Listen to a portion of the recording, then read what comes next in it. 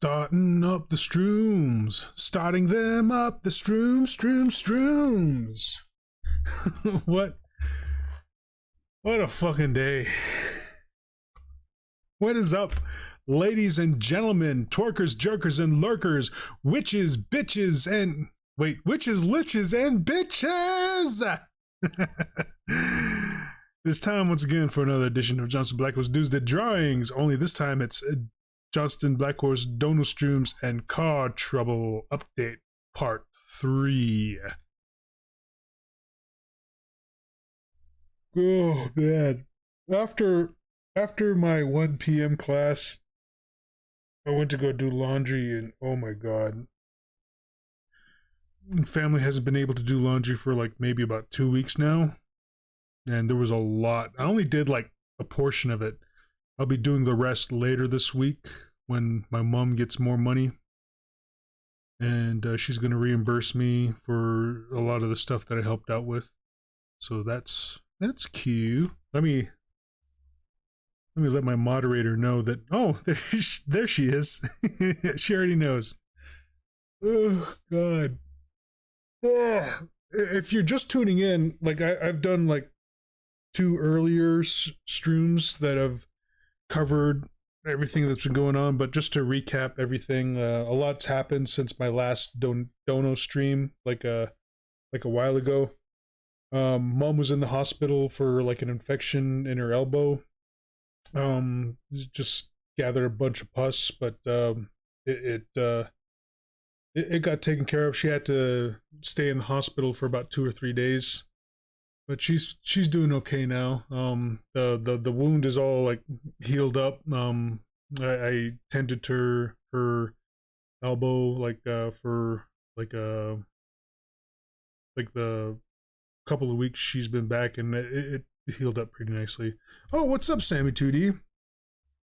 She says, "Hey, yo, what it do?" Oh, well, it don't do much lately, but and besides, like my mom's doing better now, so she's all right. And as for the Escalade, last we left off, I had to get new tires for it, like, which I did get new tires for it, but once we got it back, fucking thing wouldn't run anymore. So it took me a while to figure out what was wrong with the Escalade. Eventually I found out that it was the starter that I had to replace, so I replaced that and did that over the weekend, and now the Escalade is running again. Fucking thank goodness. And it's just been a whole hell of a lot of things going on lately.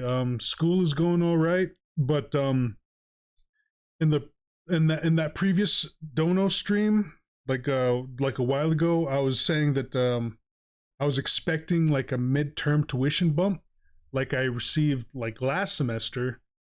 But when I called up, they informed me that the reason I got the tuition bump, like the midterm tuition bump last semester, is because I had a second semester coming, and because I don't have a third semester, I don't get that tuition bump that I was expecting. So that was a fucking major blow, because I already had plans for that money, which unfortunately is not coming. So there's just been a lot of stuff going on lately, and I'm doing what I can to tread water. I'm getting by, but just opening up another Dono Streams just to fucking help out, because man, like fucking things are tough. Anyway, oh yeah, I guess like YouTube's getting like a new update or whatever. But yeah,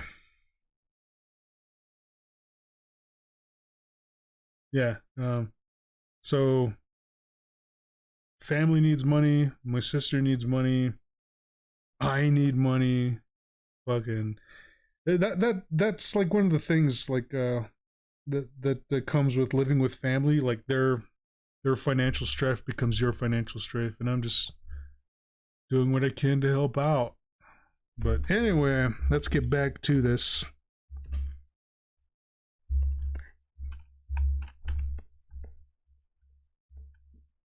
Oh, and donations, like if you're capable and willing to donate, the link is in the description section below. It'll take you to my Ko-fi page. Ko-fi.com/Johnston Blackhorse, and there you can donate any dollar amount. Any amount would be very much appreciated. And big shout out and props go to the previous donations that came through. Melody, of course, who's always willing to toss me a few monies, and Kenene Singa earlier today, who donated some money. And with that, I was able to go down and go down to the laundromat and help out my family by doing the laundry we haven't been able to do for, like, I don't know, 2 weeks now, like I said earlier. And I was able to get like a gallon of milk, a loaf of bread, and some drinking water, because we're scraping at the bottom of the barrel right now. But come Thursday, my mom should get her disability check, and she's gonna reimburse me with a lot of the stuff that I've been helping out with. Anyway, but if you're down for it, like, you can donate. If you're capable and willing, it would be very much appreciated. Any dollar amount, like, helps out and keeps me drawn, you know.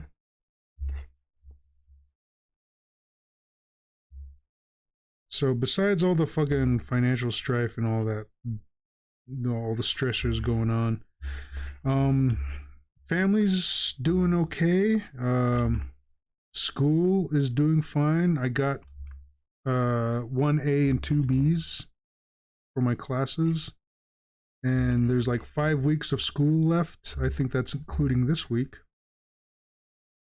So after this week, it'd be 4 more weeks left to go of schooling.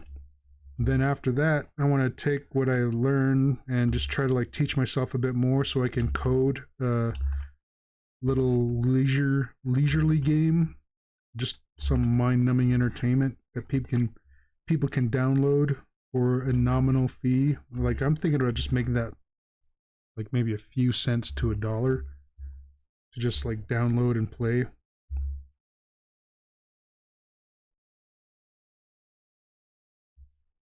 We'll see what happens from there.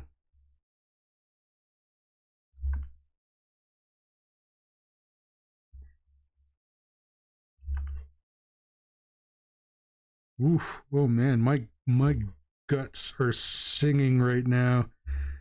While I was doing the family laundry, I went to the gas station and got myself a small order of, like,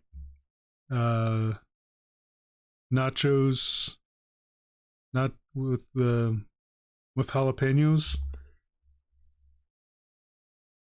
and it was pretty good. But, like, oh man, those jalapenos are, like, hitting the lower part of my intestine, and my stomach is just singing right now.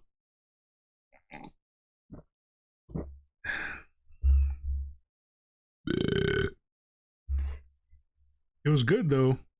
Like, those jalapenos were fucking spicy.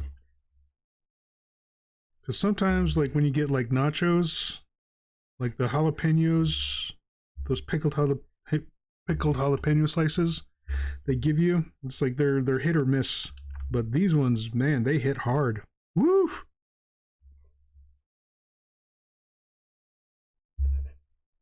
So I'm gonna be shitting fire later.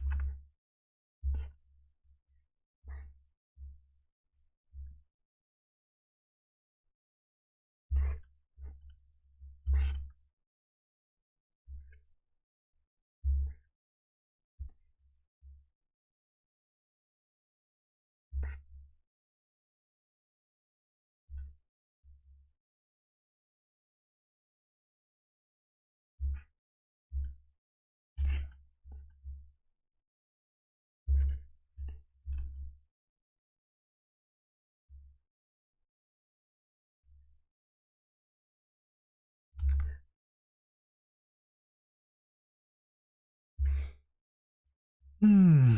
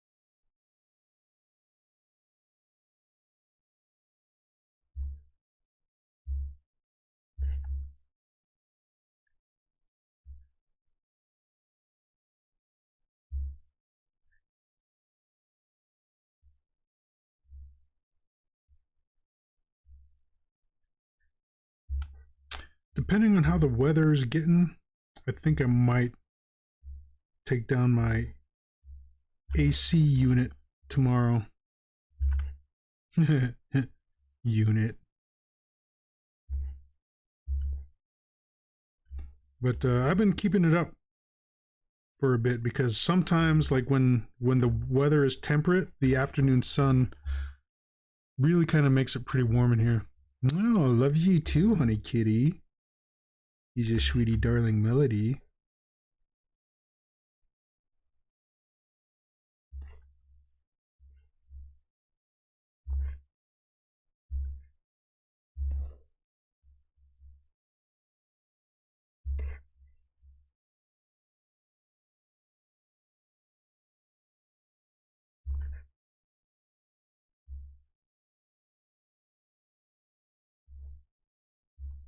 Oh yeah, gotta remember the Russian I learned today. Yahudojnik. Yahudojnik. Yahudojnik. Yes.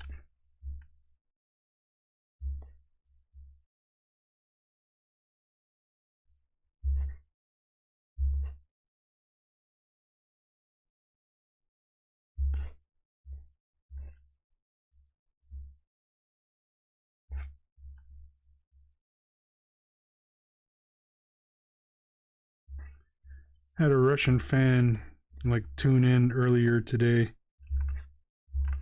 and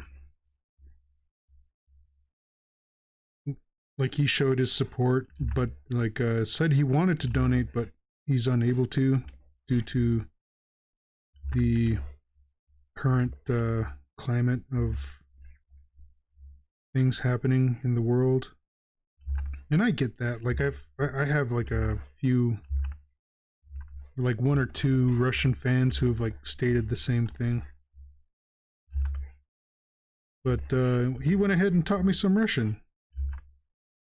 Taught me how to say Yahudujnik.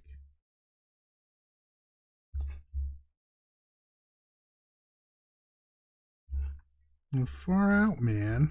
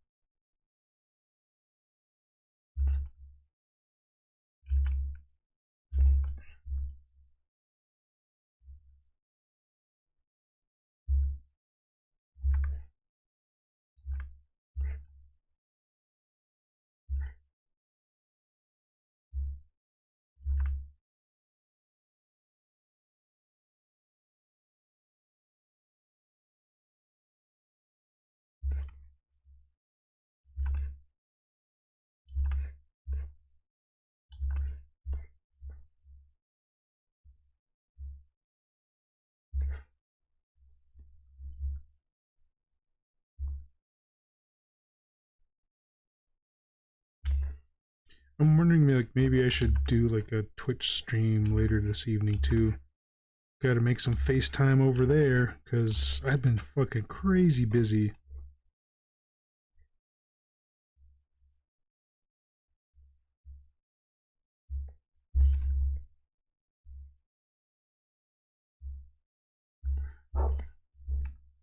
Shut up, dogs.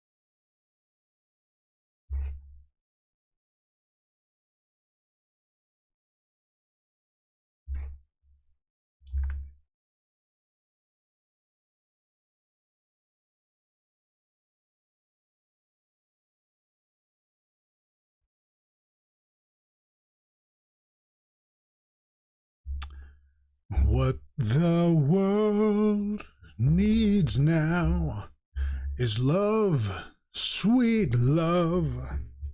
That's the only thing that there's just too little of.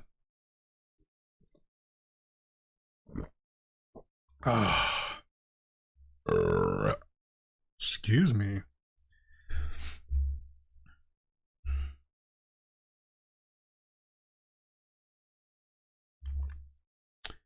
Boom boom boom boom boom boom boom boom boom boom boom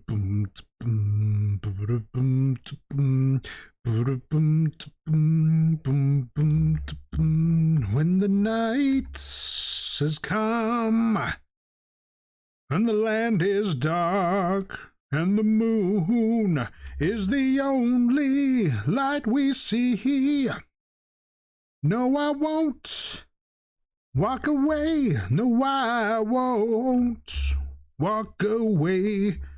Just as long as you stand by me. Stand by me. Melody says bump. Bump.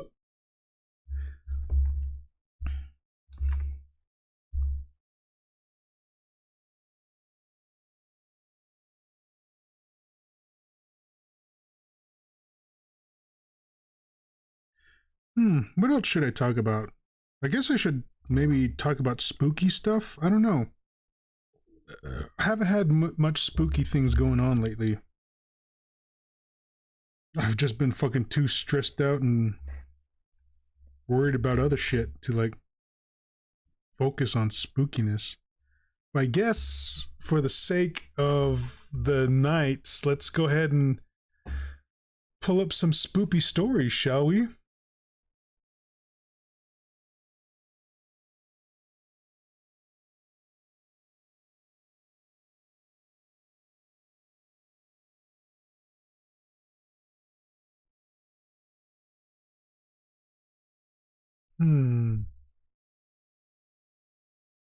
Strange encounters. Or Japanese tunnels. We'll go with Japanese tunnels. Oh, hold on. I gotta put my headphones on. Just so you guys don't get that reverb echo by listening to the computer audio and then my mic audio. Here we go. Here we go. Okay, are we ready? Are we ready? Are we set?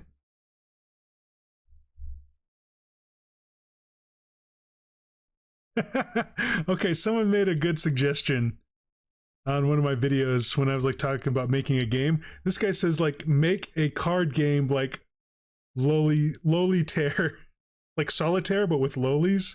You can use that. Hey, it's not bad. Like a simple card game, like that shouldn't be too hard to program, right?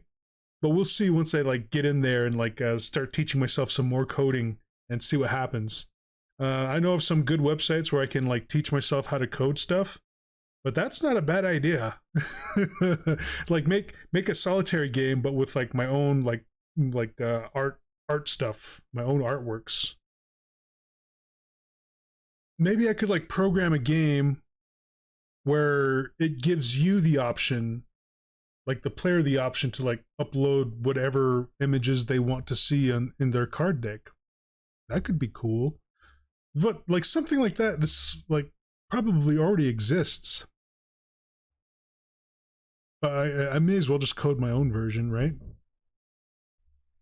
What the fuck was that?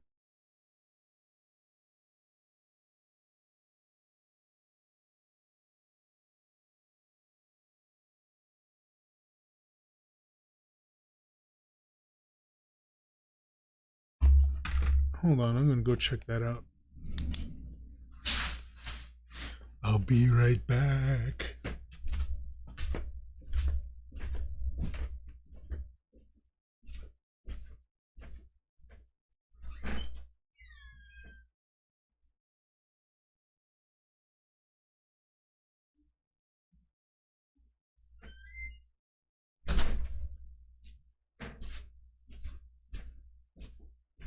Oh yeah. Get anything in here? I bought myself some more socks when I was out. 10 pairs of athletic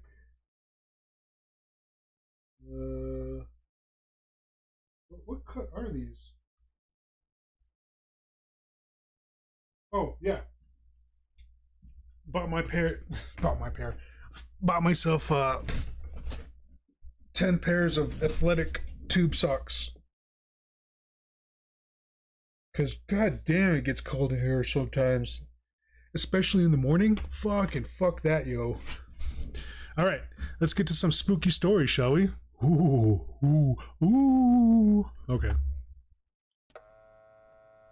Oh, Melody says, is a shame Squish had to do laundry today. Was looking forward to my goth boy getting started. Yeah, we'll probably start that tomorrow. Greetings and bienvenue, Midnight Crew. Whoa, is that too loud? Thank you for returning to this broadcast. And welcome to new viewers joining us for the first time. There we go. If you like a video, then feel free to subscribe. Some viewers may find the following video disturbing. Viewer discretion is advised. This story happened when I was a university student. At the time, I was a bit of a brat and I often went to visit various ghost spots. One day, one of my friends told me, "Apparently there's a ghost tunnel close to here." I immediately gathered up a bunch of friends and on the weekend we set out for the ghost tunnel. I had no idea there was one so close by. The tunnel was about a 10-minute drive from town. It was rather large and we couldn't see the exit. A soft wind and strange sound from deep in the tunnel blew towards us. Above the tunnel there was some writing that I struggled to read. Daito tunnel, constructed Showa 17th year 3rd month 5th day. For some reason the bricks at the edge of the tunnel had collapsed. There was an iron fence, but whether someone had tried to kick it in or not, the middle was mostly crushed. We decided to enter the tunnel through there. I looked at my watch. It was 11:30 p.m. I don't know whether the tunnel was originally used for steam trains or not, but the roof was stained black. Only the bricks of the side walls were still in good condition, considering the place had been abandoned for quite some time. At first I was a bit nervous, but then we all relaxed, and as we started to play around, that's when something strange happened. Suddenly the light from my handheld torch went out. I didn't know whether it was broken or the batteries were dead or if I'd just handled it badly, but I hit it a few times. It showed no signs of turning back on. It was a little creepy. While everyone stood there petrified, a strong wind suddenly blew from deep in the tunnel. My friends scrambled to escape. As for me, I stumbled over something as I tried to run and landed flat on my backside.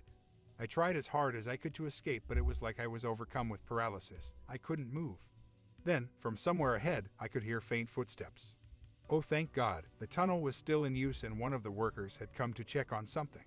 Or so I thought, and when I thought about it later, the iron fence was there to keep people out, so it was highly unlikely the tunnel was still in use.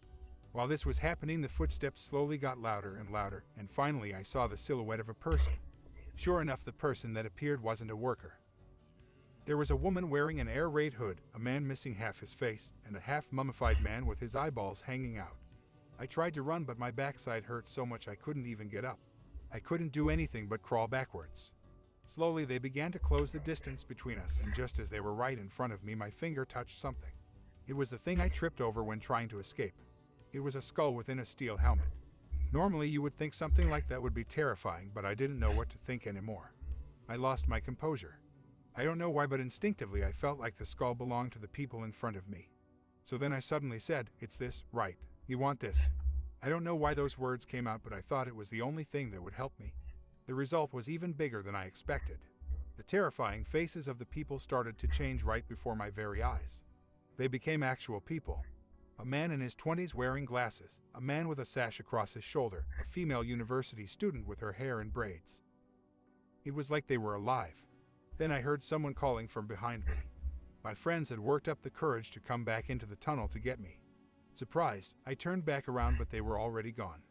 My friends had already alerted the police that I hadn't come out of the tunnel. The police and people from the town hall got involved, and it became quite a big thing. Well, we trespassed in a restricted tunnel, so of course it did. Of course, my parents were also quite angry about it. Afterwards, I heard more about Daitoa Tunnel from them. The Daitoa Tunnel was completed in the year following the outbreak of the Pacific War. In commemoration of the start of the war, it was named after its official name, Daitoa Sensu, the Greater East Asian War. The reason it became a ghost spot was because there was an incident there during the war.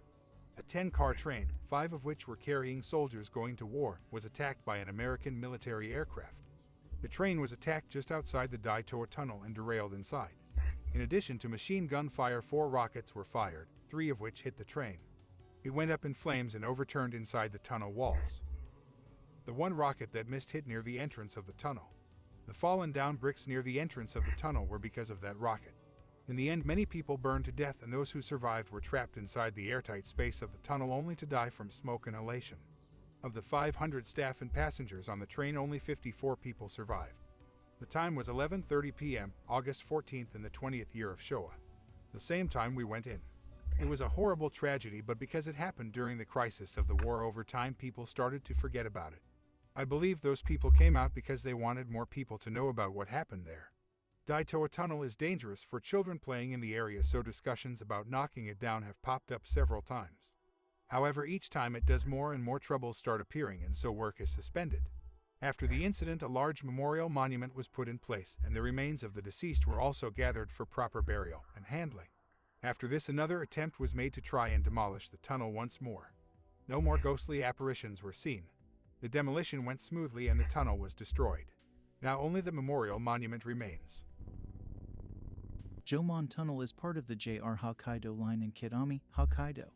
The tunnel is situated on the Sekahoku main line between Akutahara and Nishi-Rubishibe stations and cuts through the Jomon Ridge. Construction began in 1912 and was completed in 1914. At 347 meters above sea level and running 507 meters in length, the tunnel runs through a difficult section of the Jomon Ridge in the middle of nowhere. The tunnel is often called the place with the cruelest history in all of Japan. But how did it manage to get that reputation? And why is it considered one of the most well-known haunted locations in Japan today? Construction on the tunnel began in 1912 with the use of tako laborers. Tako laborers first came into existence on the island of Hokkaido in 1887 as prisoners. Oh, thank you, Bone Shard Construct. Modernity of civilization. And these men were forced into building roads and Am I railways reading to that right? connect Yeah, the Bone Shard far-flung Construct. cities Very and much villages. appreciated, yo. By 1894, however, Fucking the kick Meiji ass, government man. declared that the prisoners being forced into such difficult work in the horrendously cold Hokkaido weather was inhumane, and the practice was stopped. Officially, anyway. Work had to continue, so laborers were instead recruited from the main island of Honshu under the guise of legitimate work. The workers were holed up in tako rooms and stripped of their basic human rights. These tako rooms were tight living quarters that were easily and quickly built near construction sites. They were small wooden bungalows usually made with pine logs and thatched roofing that fit around 70 men. To stop men from escaping during the night, there was a single sliding door with a bell to alert camp leaders when someone was trying to enter or exit the room. The door was also able to be locked from the outside. With only tiny slits for windows, the rooms received almost no light and had very little ventilation. The men were watched over by an oyakata, a master, who had several men working below him, the manager, reception, head laborer, and supervisor. The tako laborers were themselves split up into 3 groups: the upper-class dining, the middle-class dining, and the lower-class dining. The men who worked beneath the oyakata were upper-class and were able to eat in a separate room come mealtime. The majority of tako laborers made up the lower class and were forced to stand when having meals. Those who worked particularly well, however, were rewarded by being moved up to the middle class, where they were allowed a bench to sit on during meals. In order to control these men, the laborers often faced false imprisonment, assault, exploitation, and oppression. They weren't prisoners, technically, but they were treated like them, regardless. By now you probably have some idea of the horrible conditions the tako laborers were forced to live under when they were working. The men were forced to work 15-hour days without break. On top of the physically demanding work and incredibly cold Hokkaido weather, the men working on the Jomon Tunnel were only given meager meals, rice twice a day with a side of miso soup. By the time the tunnel was completed, over 100 laborers had died. Thanks to the hard labor and malnutrition, men started to collapse one after the other due to beriberi, a chronic form of thiamine deficiency. And yet they were not given medical care. The men instead faced corporal punishment and their bodies were buried in a mass grave in the forest close to the tunnel. There are legends that locals who stumbled upon the area while gathering edible plants collected their bones for burial. Men who tried to escape also faced harsh punishments. Once they were caught, the men were brutally assaulted and, in the worst cases, tied naked to trees and lynched. If they died during such punishments, they were tossed in a pile with the rest of the dead bodies. After the tunnel opened, it was plagued with troubles. One story goes that an engineer was driving his steam train inside Jomon Tunnel one evening, not long after construction had finished, when he saw a man standing before him, blood pouring from his head. The engineer quickly stopped the train and ran out to check, but when he got there, the man was gone. He returned to the train and started it once more, but he again saw the man standing before him with blood pouring from his head. He stopped the train again, but the man's dreadful expression was burned into his eyes. He closed his eyes and waited for the train to stop, but another train was approaching from behind. He got out and informed the driver of the other train what was going on. The driver agreed to switch places with him, and the engineer followed in the other train from behind. But it wasn't just inside the tunnel. Passengers claimed they could hear moaning that sounded like someone was suffocating close to the tunnel, and a station attendant who worked at Jomon Station went mad and fell ill to a mysterious disease. It didn't just affect those nearby either. The mysterious happenings near the tunnel even extended to family members. Yet another station attendant's wife threw herself in front of a train inside the tunnel and took her own life. People blamed these incidents on the spirits of the dead. And in 1959, a Kanwajizo statue was erected about 1 kilometer from the tunnel. This was an area where the skeletons of roughly 50 railway workers and their family members were discovered. But in 1968, the Tokachi earthquake hit with a magnitude of 7.9 on the Richter scale. The walls of the Jomon Tunnel were damaged, and work started once more to repair them in 1970. It was at this time that the skeletons of over 100 workers from the original tunnel were discovered near the entrance and in the woods nearby. The bones were broken and showed evidence of violence and mistreatment. It was here, over 50 years later, that people finally discovered what horrible conditions the original laborers were forced to work in. In September of the same year, Jomon Station was undergoing expansions when a skull was found in the gravel roughly 60 centimeters from the brick wall near the exit. There had long been rumors that Hidoba Shira were used in the construction of the Jomon Tunnel. Hidoba Shira, literally human pillars, were people sacrificed in prayer to the gods to avoid disaster. They were either buried inside the building like a pillar, buried in the earth, or submerged in nearby water. They were, of course, alive during this whole process. The sacrifice was only worthy if the Hidoba Shira was alive when being buried. The discovery of a skull by the station wall appeared to confirm this practice to be true, and one station attendant claimed that there's a good chance there are more of them around. Oh, what's up, He also Brex claimed that Talandry? everyone who worked there knew the wall Says had the a audiobook Hidoba today is Shira quite inside. dark, yes. And indeed, more skeletons were found standing up inside the walls And of quite a Jomon clash from Tunnel the Philly during lace being construction. drawn. The state of the skeletons and the position they were found in led people to believe that the laborers hadn't been buried in the walls after death, but rather forced in while they were still alive. They were later moved to the nearby Rubashai Public Cemetery for reburial. In Love 1980, me some a orange monument was juice. erected in Rubashai City looking down over the Sekahoku main line near Kanehana Station. This monument was in commemoration of all the victims who died during the construction of Jomon Tunnel, but it doesn't appear to have appeased the dead. On the contrary, hauntings and strange occurrences reportedly continue in the area to this day. The old Inanaki Tunnel is said by some to be one of the great 3 haunted spots of Japan. It's particularly famous for a brutal murder that took place there. The report goes as follows. On midday December 7, 1988, the burned body of factory worker Umiyama Kuchi, 20, was discovered at Inanaki Mountain Pass.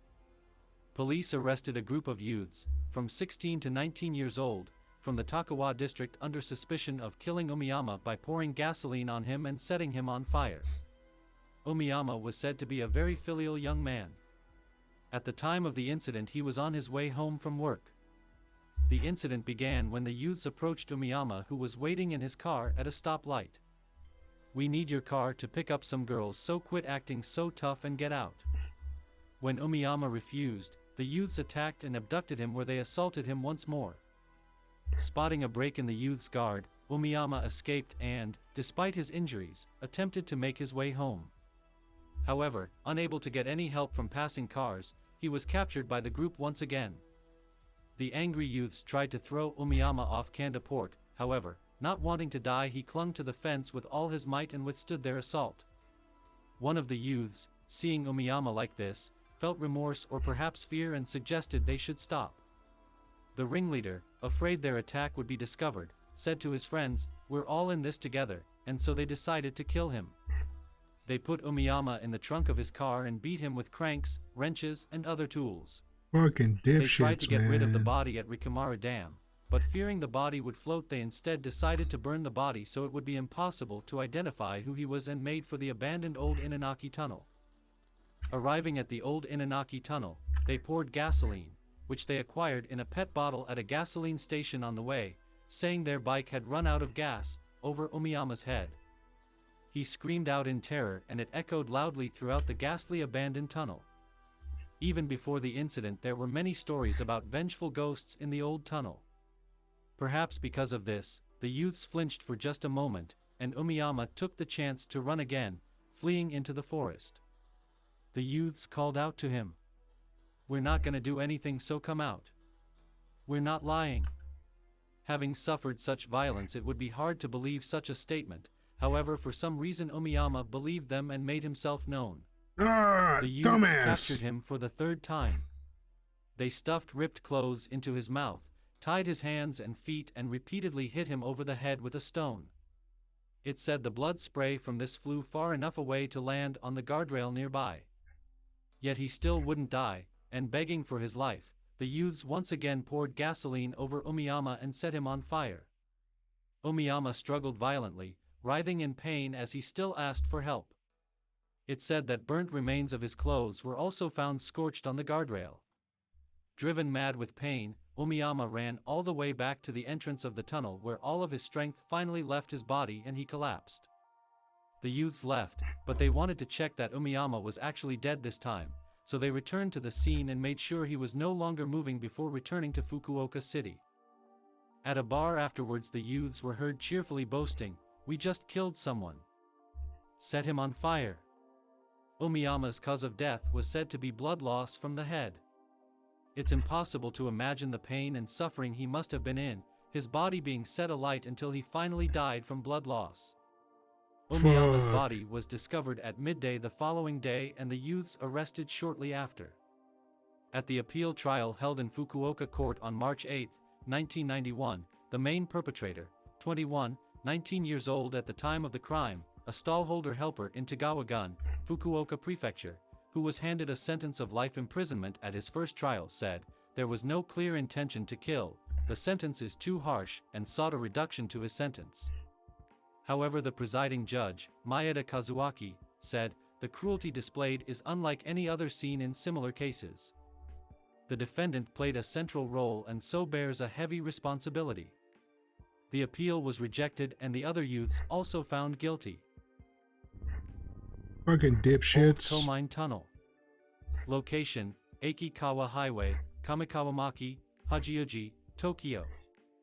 Miyazaki Tsutomu, a serial killer, murdered a young girl at Old Komine Tunnel. Ever since Oh, then, what's there up, have been John reports Doe? of sightings Says, of the hey, I'm young here girl's too. How ghost are in you the all area, doing? and Doing it has all right? become one of the most famous and Rex credible says, ghost failed to spots in sleep and Tokyo. got lucky that the mister is Miyazaki streaming. Tsutomu was a troubled young man, Oh, and from 1988 awesome. to 1989 he abducted and murdered 4 young girls before he was finally arrested. The incidents were so horrific and perverse that they sent shock waves throughout Japan, and in 2008 Miyazaki was executed for his crimes. Old Komine Tunnel is said to be the location where he murdered one of the girls, and to this day people still claim they've seen her ghost haunting the area. The corpse of one of the girls, only 7 years old, was found in the Komine Ridge, abandoned for close to a year. Miyazaki cut off her hands and feet, and rumors of the ghost girl with no hands persist even now. In 2002 the new Komine Tunnel was finished, putting the old tunnel out of action. The old tunnel is now used as a walkway and has fallen into ruin. One person posted about his experience at the old tunnel. The heat was beginning to fade, and as the sun went down, you could hear the sound of insects. It happened right about this time as we were heading into autumn. I was cycling by Komine Ridge, which leads to the old Komine Tunnel. I took a different path than usual along the Akikawa Highway and arrived somewhere unexpected. I looked it up later, and when I discovered it was the location of the 1988 serial little girl murders, a chill ran up my spine.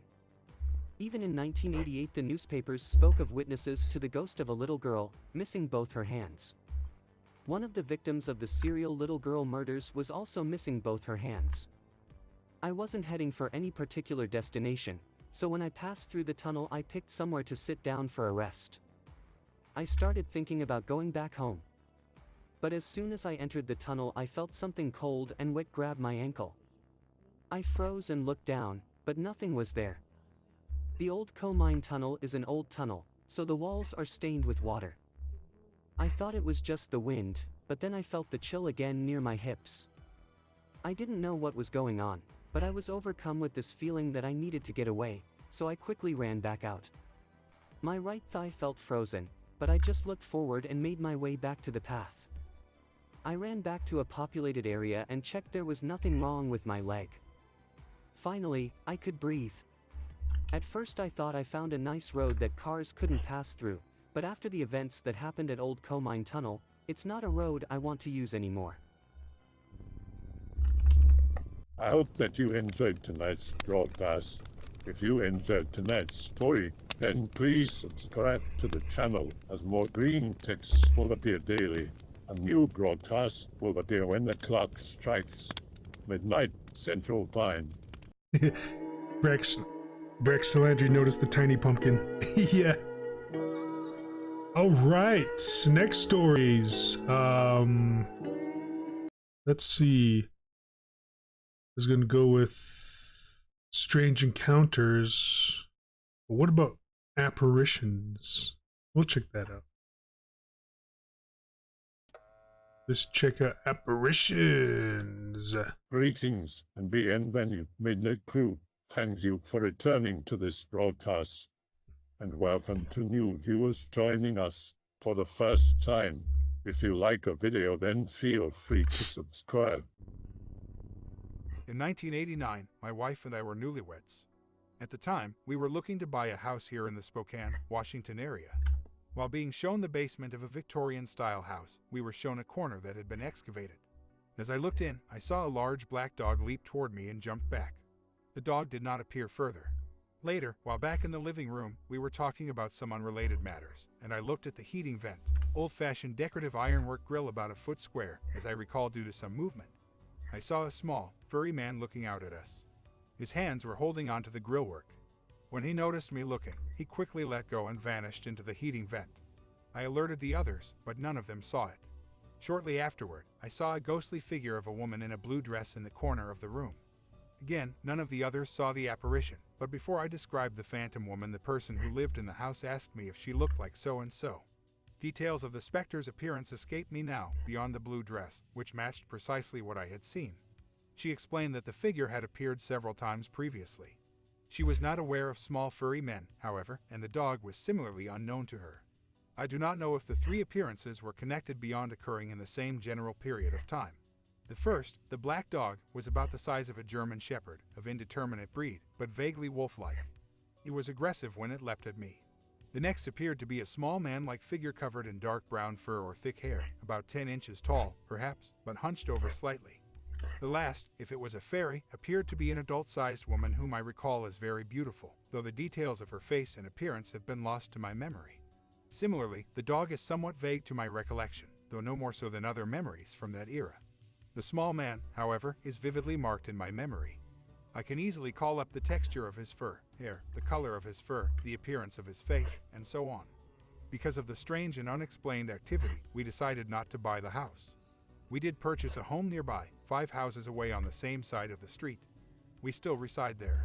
I occasionally wonder if those entities still inhabit the house. What you are about to read is a true story. This is a genuine case that took place many years ago. It really did happen to me and my family, and I would like to share it with you as my story needs to be told.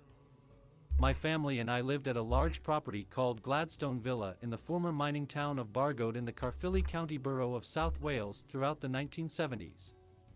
We experienced many unusual phenomena that simply defied any rational explanation, like footsteps in the main bedroom that would be heard on a regular basis, mainly in the evening, but sometimes during the day when we would all be sat downstairs watching television. One of us would turn the volume down to hear the footsteps more clearly. we also had some minor poltergeist activity. I witnessed electrical cables being pulled by unseen forces from upstairs, and my grandfather said he had a glass bottle thrown towards him as he entered the main bedroom, just missing him. I saw him with the broken glass in his hand as he told us. There was also the occasional sighting, so rare in fact that in all the years I was living at Gladstone Villa I didn't see any manifestations or apparitions, but my mother saw it on at least 3 occasions as well as my grandfather. There were 4 family members that lived at Gladstone Villa, my maternal grandparents William and Rita Higgs. William, who preferred to be known as Bill to his family and friends, was a former miner who worked at Bargoed Colliery in the 1950s. Then there were my parents, Douglas and Caroline Dexter. They met at the Bake House in Baldwin Street in Bargoed. They dated for 3 years before they married on April 1, 1968 at 2 p.m., so it wasn't such a foolish thing to do after all, but the Beatles were number 1 in the charts with Lady Madonna. Very appropriate. They didn't get a place of their own. They stayed at Gladstone Villa with my grandparents Bill and Rita, and I was born in the August of 1969, and it was soon after that my mother told me that the strange activity began. My mother said it all started off rather quietly, with little taps here and there, but hardly noticeable, nothing to be too concerned about. It didn't take long for the activity to increase. I was still a baby at the time it all started in the summer of 1969, so my mother told me about how it got worse. Is this Kiki She inspired? said the family heard what sounded like somebody No, jumping down no, from it's the not. attic and onto the landing floor. This is just like a Naturally Halloween thinking this theme. was somebody trying to break in, they went to see what was going on. When they First got upstairs, they found nothing. First thing Nobody that came was to be mind was seen, drawing a but they witch. found the So hatch to the attic was open. here we Very are. curious indeed. Whatever it eventually occupied itself in the main bedroom, which incidentally belonged to my grandparents Bill and Rita, and it didn't take long for the spirit to make its presence felt. May and evening footsteps could be heard walking around the room. There were typical signs of poltergeist activity. When I was still a baby, my mother said she checked my cot and she saw that the pillow was torn right in half. I don't think I was in it at the time. Another occasion, the family went out for the day. When they got back, they found that the furniture in the living room had been turned upside down. There were no signs of a break-in and nothing was missing, no forced entries. One evening, my mother went into the main bedroom to get my father up for the night shift at the Bake House. She saw that his slippers were thrown out onto the landing, but more was to come. When she went inside, she saw that the ironing board was carefully placed on my father's torso as he slept. When she managed to wake him and he came to, he was astonished to see the situation he was in. My father Douglas was quite suspicious of my grandfather Bill, thinking that it was my grandfather doing it, but as time passed he realized it wasn't him doing it at all, and he became convinced this was a genuine haunting. At some point Bargoed police were involved for some reason. They checked the attic but found nothing, but they suspected that it was my father Douglas playing pranks on the family from the Bake House. My parents separated and my father left Gladstone Villa sometime in 1972, but it wasn't because of what was going on at the property, it was just a breakdown of the marriage. I have no memory of my dad living at Gladstone Villa at all, but he would come to see me every Saturday to take me to places. I enjoyed going to the Cameo Cinema in Bargoed with him. They finally divorced on the 25th of April 1975. The famous Scottish group at the time were the Bay City Rollers, and they were number 1 on the British charts with Bye Bye Baby. Again, very appropriate and almost amusing in this sad situation. As I got older, I experienced the phenomena for myself. I too heard all the footsteps in the main bedroom. I remember my grandfather Bill looking up to the ceiling and pointing up, trying to point out just exactly where the footsteps were coming from. He would say, "He's by there," and "He's by here now." I also witnessed the electrical cables being pulled from the television, and my grandfather Bill would be angry just in case it caused any serious damage. The activity got so bad that we slept downstairs with the lights on all night as we were too scared to sleep upstairs. Only my grandfather Bill slept in that room. He was the only one who was supposedly brave enough, but my grandmother Rita knew that he was just as scared because every time he would go upstairs he would whistle a tune. My grandfather Bill claimed to have had an unpleasant experience in that room. One night he was alone there, when all of a sudden he said he felt a presence there, heard what sounded like floorboards creaking by the door, then he was paralyzed on the bed. He just couldn't move, not even shout out to call us to help him. I too also had an unpleasant experience while alone in that room. I still remember it well. The bedroom light was on as I was scared of the dark. It was very quiet. I was lying on my left-hand side facing the window that overlooked the street we lived in, Cardiff Road, when all of a sudden I felt something pounce on the bed. I heard the bed springs going just once. I was naturally too scared to look straight away, being a child at the time, but when I did eventually look, there was nothing there at all. I went downstairs to tell my mother and my grandparents, and they came up to see what was going on. When we got there, we saw 3 distinctive paw marks, that of an animal. It never happened again. Mrs. Ivy France was a family friend, more of a friend to my grandmother Rita. She was well in her 50s by the 1970s, and she enjoyed a game of bingo at the Old People Hall next to Gladstone Villa. She used to read the tea leaves from the cup, but was rather skeptical when my grandmother told her Gladstone Villa was haunted. I still remember Ivy now going up into the main bedroom, looking around. Hold on, I gotta see what these dogs are barking at.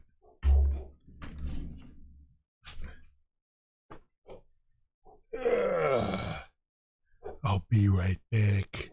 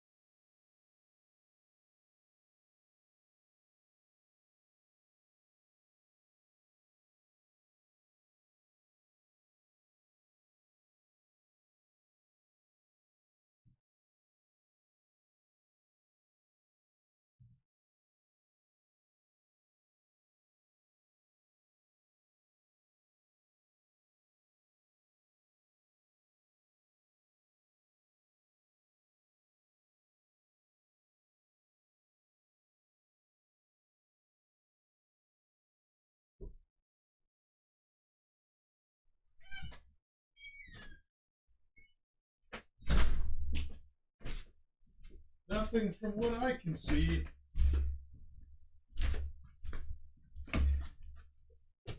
Oh. This evening is pretty temperate. This is very nice. It's not hot, and it's not too cold.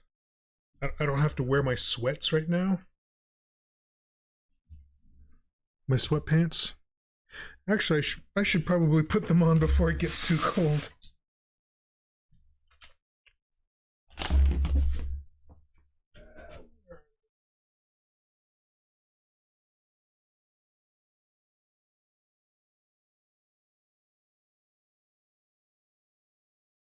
Here we go.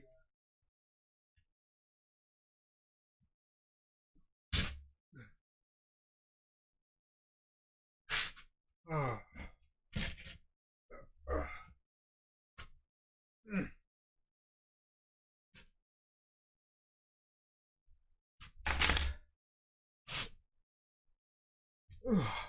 Ooh, that's cozy.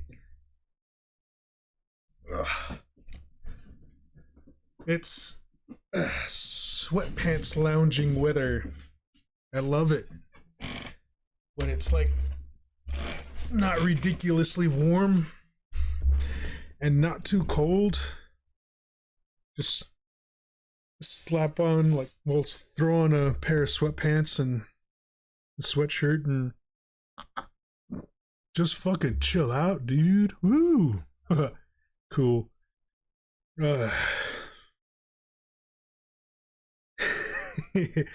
Dogs probably barking at being dogs. Yes.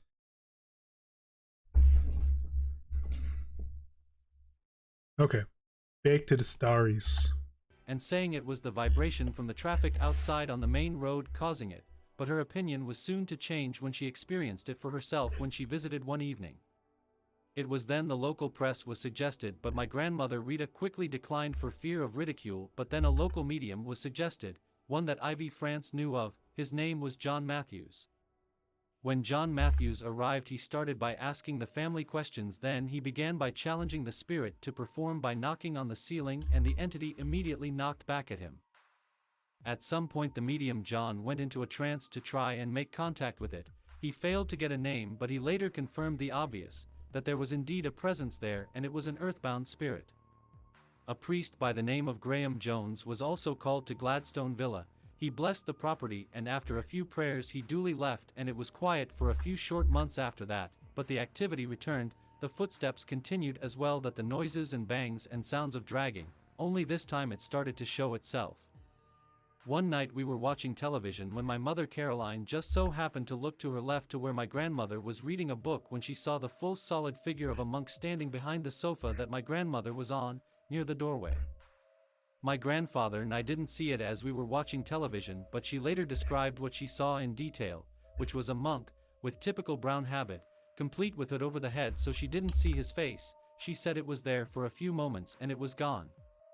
There was another sighting, but this took place in the daytime.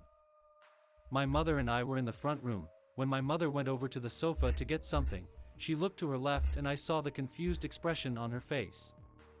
I didn't see this as I was behind the door that was wide open, obscuring the hallway, but she later told me that she saw the face of an elderly man with a shock of white wavy hair looking into the room from the hallway that led up to the bedroom. Fred Davies was another family friend. He was my grandfather Bill's workmate from Bargoed Colliery. Fred was a tall, slim man who would always wear a flat cap and glasses and smoked homemade cigarettes, which he kept in his mouth as he spoke to us. Every time he would visit, he would sit in his favorite chair by the open fire. One day he came up. It was quiet. I was playing by the sideboard quite happily when all of a sudden there was a very loud bang, just once. It was so loud that it made Fred duck his head, and I ran to my mother Caroline for safety. When it was all quiet again, we all went upstairs to see what had happened. My grandfather Bill would be the first to go and I would be last. When we got there we could not find anything that could account for that one loud bang. Fred later told us that he ducked his head because he thought it was going to come through the ceiling. It was like someone had dropped a large heavy trunk. My grandfather Bill always liked to look out the landing window over the street of Cardiff Road, facing Bargoed Town Centre. On this occasion Fred Davies joined him. He said he felt some brush pass him. When he looked, there was nothing there. We had the ghost for so long that my grandmother Rita gave it a nickname. She called it Johnny. My grandfather Bill would mock it by shouting out that name to get a reaction, but nothing would happen. Every time my grandmother would watch the TV show, Songs of Praise, on the Sunday, Johnny would start, as if he would take any exception to religious music being played. The same thing would happen when my grandfather Bill would play his records and LPs, particularly the 70s band, Slade. One occasion, my granddad Bill played their album, Old New Borrowed and Blue, from 1974 in the bedroom. Johnny would turn the electric off. This would annoy my granddad Bill. Yet another family friend, Derek, would also come to experience the phenomena. One night Derek came up to paint the living room door green for us. My mother was cooking sausages in the kitchen when the noises would start. This would quite naturally frighten Derek into stopping for a while until the noises stopped, but Derek was determined to finish the job he had started, and he did so. Both my mother and grandfather once claimed to have heard a baby crying there in the main bedroom, but as I didn't hear this at the time, I took very little notice of this. We left Gladstone Villa in the summer of 1978 when two local businesses by the name of John and Aldo Ricci bought the property, and the name was changed to Park Villas when John's son moved in. But he made no claims that the property was haunted. Curious. It was eventually converted into a hotel, and the name was changed again to Oh, the Grand awesome. Hotel. The then Thanks proprietor for was a Londoner by the the name of Roland donation Butler, there, but he also made no claim that the place was Bondry. haunted. It wasn't until new management took Bondry. over that rumors surfaced that it was actually haunted. The Bondry. name was changed again What to the fuck Threads are those? when the McBurney family took over. On our I gotta see what's going on.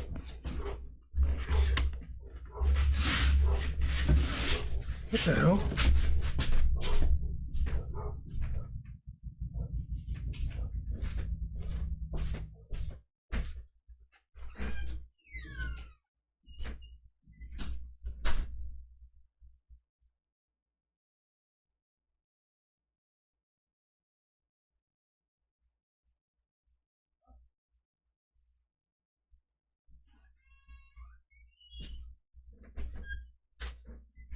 Well, it's just next door. People are coming home, probably from tricks or treats.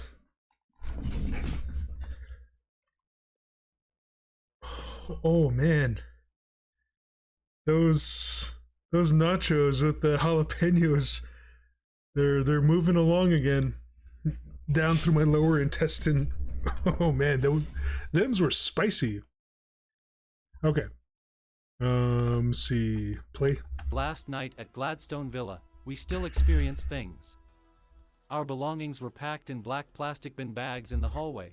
We were getting ready to settle down for the night, ready for the big move the next day. The lights were on, my granddad Bill was upstairs when it all started up again. We heard the bags in the hallway being thrown around, then the old-fashioned rounded door knob was being turned, as if someone was trying to get in, but it didn't. This frightened my mother so that she called out to my grandmother Rita in panic. I had my 40th birthday in August of 2009 at Reds Park Hotel for old time's sake, and it was the staff who told me of their own personal experiences, particularly the barmaid Debbie. They said there were sightings in the bar and in room 5, footsteps and an eerie feeling, and they didn't like going down to the cellar as they heard noises down there, especially Debbie's husband Neil, who thought someone was trying to break in. I did some research into the history of the property and the whole of the Cardiff Road area, and I found out some very interesting things indeed. I discovered from local newspaper archives and Bargoed Library that Gladstone Villa dates back to the 1900s. I found out that a family lived there in 1924, the Kimmitt family. Their baby son Elvin Rowlands Kimmitt died at Gladstone Villa in 1924. He was just 4 months old, according to the family notices of the South Wales Echo of that year. This explains the baby my mother and my grandfather heard. Makes sense now. The Jones family lived there during the Second World War. I discovered a letter written by Henry Jones from Gladstone Villa. His son was taken prisoner. The Mills family were also there at some point, and Edgar Mills also claimed that Gladstone Villa was haunted. Maybe this was the old man my mother saw. I also discovered that there was also a monastery in Baldwin Street, where my parents worked. This explains the monk my mother saw, and a priest hide is said to be in an old listed building that dates back to the 17th century that has tunnels leading up to the local villages of Gallagher, where there is a church called St. Catwoops, and Nelson, where there is an old manor house called Langcake Manor, which is well known to be haunted and was featured in Most Haunted. It was once owned by the Pritchard family. What I have said here is the truth, and I wouldn't share this if I couldn't possibly back this up, and I challenge any hardened skeptic to stay there. I can assure them that they will most certainly indeed question their own belief system. Of that I have no absolute doubt at all whatsoever. I am deadly serious about that, and I'm quite sincere. I wouldn't risk losing my credibility. Hell, I'd like Check to it stay out. there. The property is still there in Cardiff Road in Bargoed. Google it. I have used real names as I have nothing to hide, and every detail I shared can be verified. Most of the people I mentioned above have now died, but those who are still with us still remember it and still talk of it. My mother and I wouldn't want to go through that again. Well, a really long time ago I was working security. I was sent to fill in for somebody one night at this hospital, which was no longer a hospital.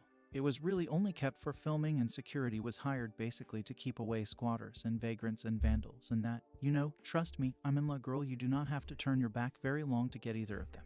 In the big cities, it's just par for the course. So I showed up, and the guy that I was relieving showed me the ropes, told me what I had to do, and told me that there would be a guy as backup. This guy was welded to the seat in the lobby with a mini TV in his lap and earphones on his face, so he's pretty much deaf and blind to the world. He could have been a scarecrow in a uniform. So I'll just refer to him as Scarecrow from this point on. So I leave the lobby and start to patrol the building. Even though nothing was happening, there was a very eerie dead quiet about the place. And the appearance, it looked like something out of the Twilight Zone. I mean, it looked like maybe a minute ago it was a super busy hospital, and then everyone just disappeared because there were just books and file folders scattered about, the phones were off the hook, medical instruments scattered about. It reminded me more of like the Christian notion of the rapture. Like, snap, everyone's gone. That's exactly how it looked, and as I'm going through the walkways, some of the hallways had windows, and out of the corner of my eye, I would see, like, people, you know. There is one old man in the hospital gown, and it looked like he had a monitor on wheels or an IV. Shut up, dogs! I'm not sure which, and it looked like he was floating, I guess. It's because as he was passing through the hall, you didn't see a gate or any steps. I could only see from the torso up. The rest was blocked by the hallway. Aside from the scarecrow, I literally had the whole entire building to myself, and that happened a couple more times where I would see people peripherally, but whenever I turned to look at them, they always disappeared. There were the cold spots that would form. At first, it would be like a very small area, and then it would just spread out. I would say that this was like the late 90s when this happened. I was in college in Austin. This was in the 80s. We had to find something to do that wasn't very expensive that was fun. What my brother and I, got involved in was crewing for hot air balloons. During the spring, a lot of the pilots, you crew for different ones, if they needed it, and what would happen was, if you crewed and there was a spot on the balloon, and it was your turn, they would let you ride. The very first time I ever got to ride in a balloon, it was just northeast of Austin in Hutto. It's a very small community, and you could watch the balloons, and depending on which way the wind is blowing, you gotta get up very early, like about 4:30 in the morning, and you launch around 6:30 in the morning. And the pilot obviously has those paying customers, and you get these. There's a crew in a car that will follow the balloon. One will ask permission from a property owner to land the balloon, if you're gonna land on someone's property. Well, I got to go in the balloon. It was my first ride, and I was so excited. We lifted off, the sun was coming up. It was so beautiful. It was like riding in an elevator, your stomach kind of got that. Well, while we were coming to the end of our flight, we passed over this cemetery, and you can see the horizon, everything. And I noticed that they were like these kids. There was like 2 girls and a boy, or 2 boys and a girl, I'm not really sure, but they're running through the cemetery and we're looking down, looking at it, and a few of us were mentioning, you know what, those kids have not been taught very good manners because they're running across the graves. I was always taught that you don't step on the actual grave. You kind of go around the sides. And we started looking around and we were like, where are their parents? And then we're like, okay, there's no houses around here, we're out in the middle of nowhere. And I was like, did they have bicycles? There's no cars around. Who got them out there? We were getting ready to land, and I can't remember this particular pilot's name, but she's radioing her crew, and she's like, do you guys see a car or anything around there, down there, as you are coming up on the cemetery? And they replied back, nope. We were like, do you see these kids that are down there?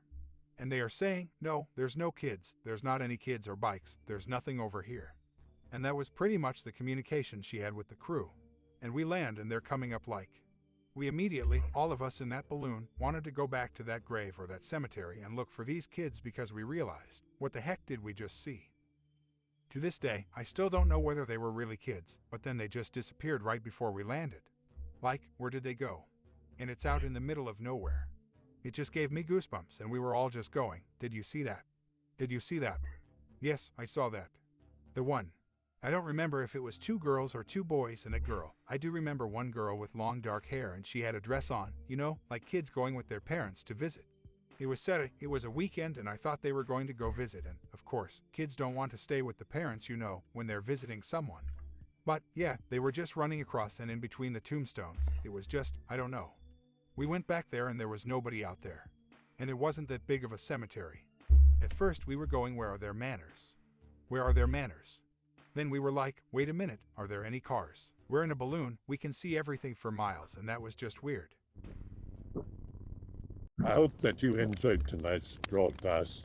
If you enjoyed tonight's story, then Excuse please me. subscribe to the channel as more green texts will appear daily. A new broadcast will appear when the clock strikes midnight Central Time. Cool.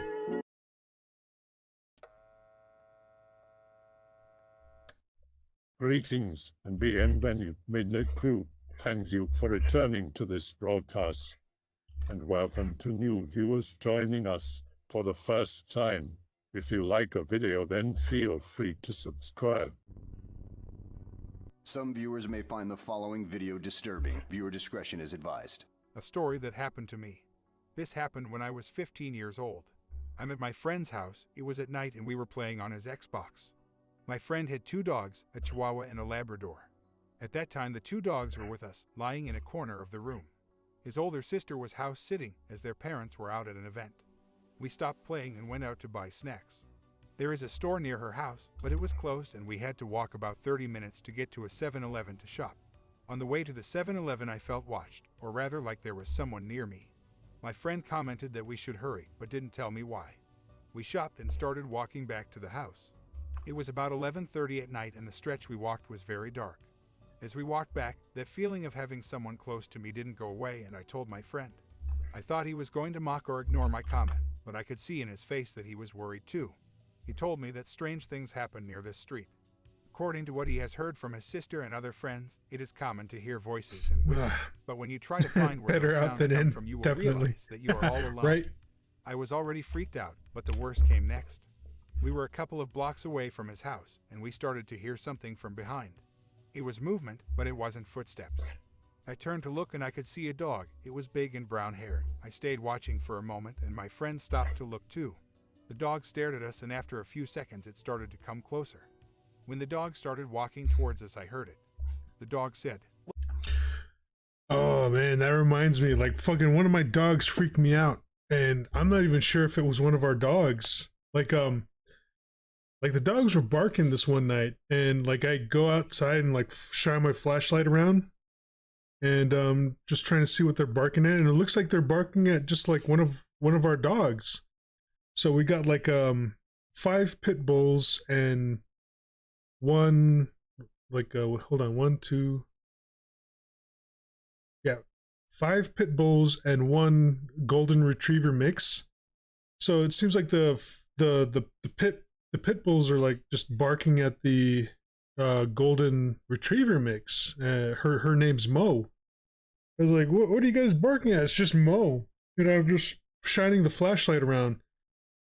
But I noticed something fucking eerie that just spooked me out. And I just went ahead and played it off and came back into the cabin and just like went about my business. But like what freaked me out is that as I'm shining the flashlight around, just like looking like at checking on each one of the pit bulls, see where they're barking at, like the pit bulls will like look at me, and then their eyes will reflect as animal eyes do at night. But when I shined it at Mo and Mo looked at me, there was like fucking no reflection. And it was just like, it's just so weird to see like an animal's eyes like not reflect anything at night when you're shining a flashlight on them. Cause usually like their eyes reflect, like cat's eyes, dog's eyes, like even horse eyes, they'll reflect some sort of light when you like shine light at them. But like fucking Mo's eyes that night, they did not reflect anything. And in the darkness of light, just like shining that light at her, like and her eyes not reflecting it just looked like these black pits where her eyes should be. And it just kind of spooked me out. And I even had to say like I even had to like fucking call out to her, as like, Mo, is that you? And as she like kind of like hopped around as like she usually does, it sort of put me at ease, but I was still a little sketched out, and I just kind of like slowly backed away back into the cabin and just went about my business. But yeah, it fucking spooked me out, man. Shit. Melody says, in your pooch's case, they should be redesignated from dogs to dumbasses. No, they're pretty good dogs. Like it's like my first it's like my alarm system. When like there's somebody approaching, like they'll be barking and I'll jump up and see what they're barking at. And sometimes it's annoying though, because when it's just like wild horses just wandering around the area, they'll just fucking bark their heads off, especially at night, and it just drives me fucking crazy. But anyway, Braxelander says, "Oh, Goldies are such darlings." Yeah, Mo's a sweetie. Like she's like a sweet dog. Horses sometimes freak me out. They stare at you. Yeah. Yeah. Man. Anyway, back to the story. Wait for me. I'm coming with you. When the dog started walking towards us, I heard it. The dog said, Wait for me. I'm coming with you. My friend yelled and ran away. I followed him as fast as I could. From behind, I could hear the dog chasing us, and the thing started laughing. It was a human laugh, low and maniacal. We ran all the way to his house, and thank God, my friend's dogs were in his yard waiting for us. The dog that was chasing us was still laughing, and when my friend opened the gate to his house, his Labrador shot out into the street. I still remember when the Labrador came out to defend us, that monster or whatever fought him off, but my friend's dog didn't last long. I was closing the gate and I got to see what happened. My friend was screaming for his sister to help us.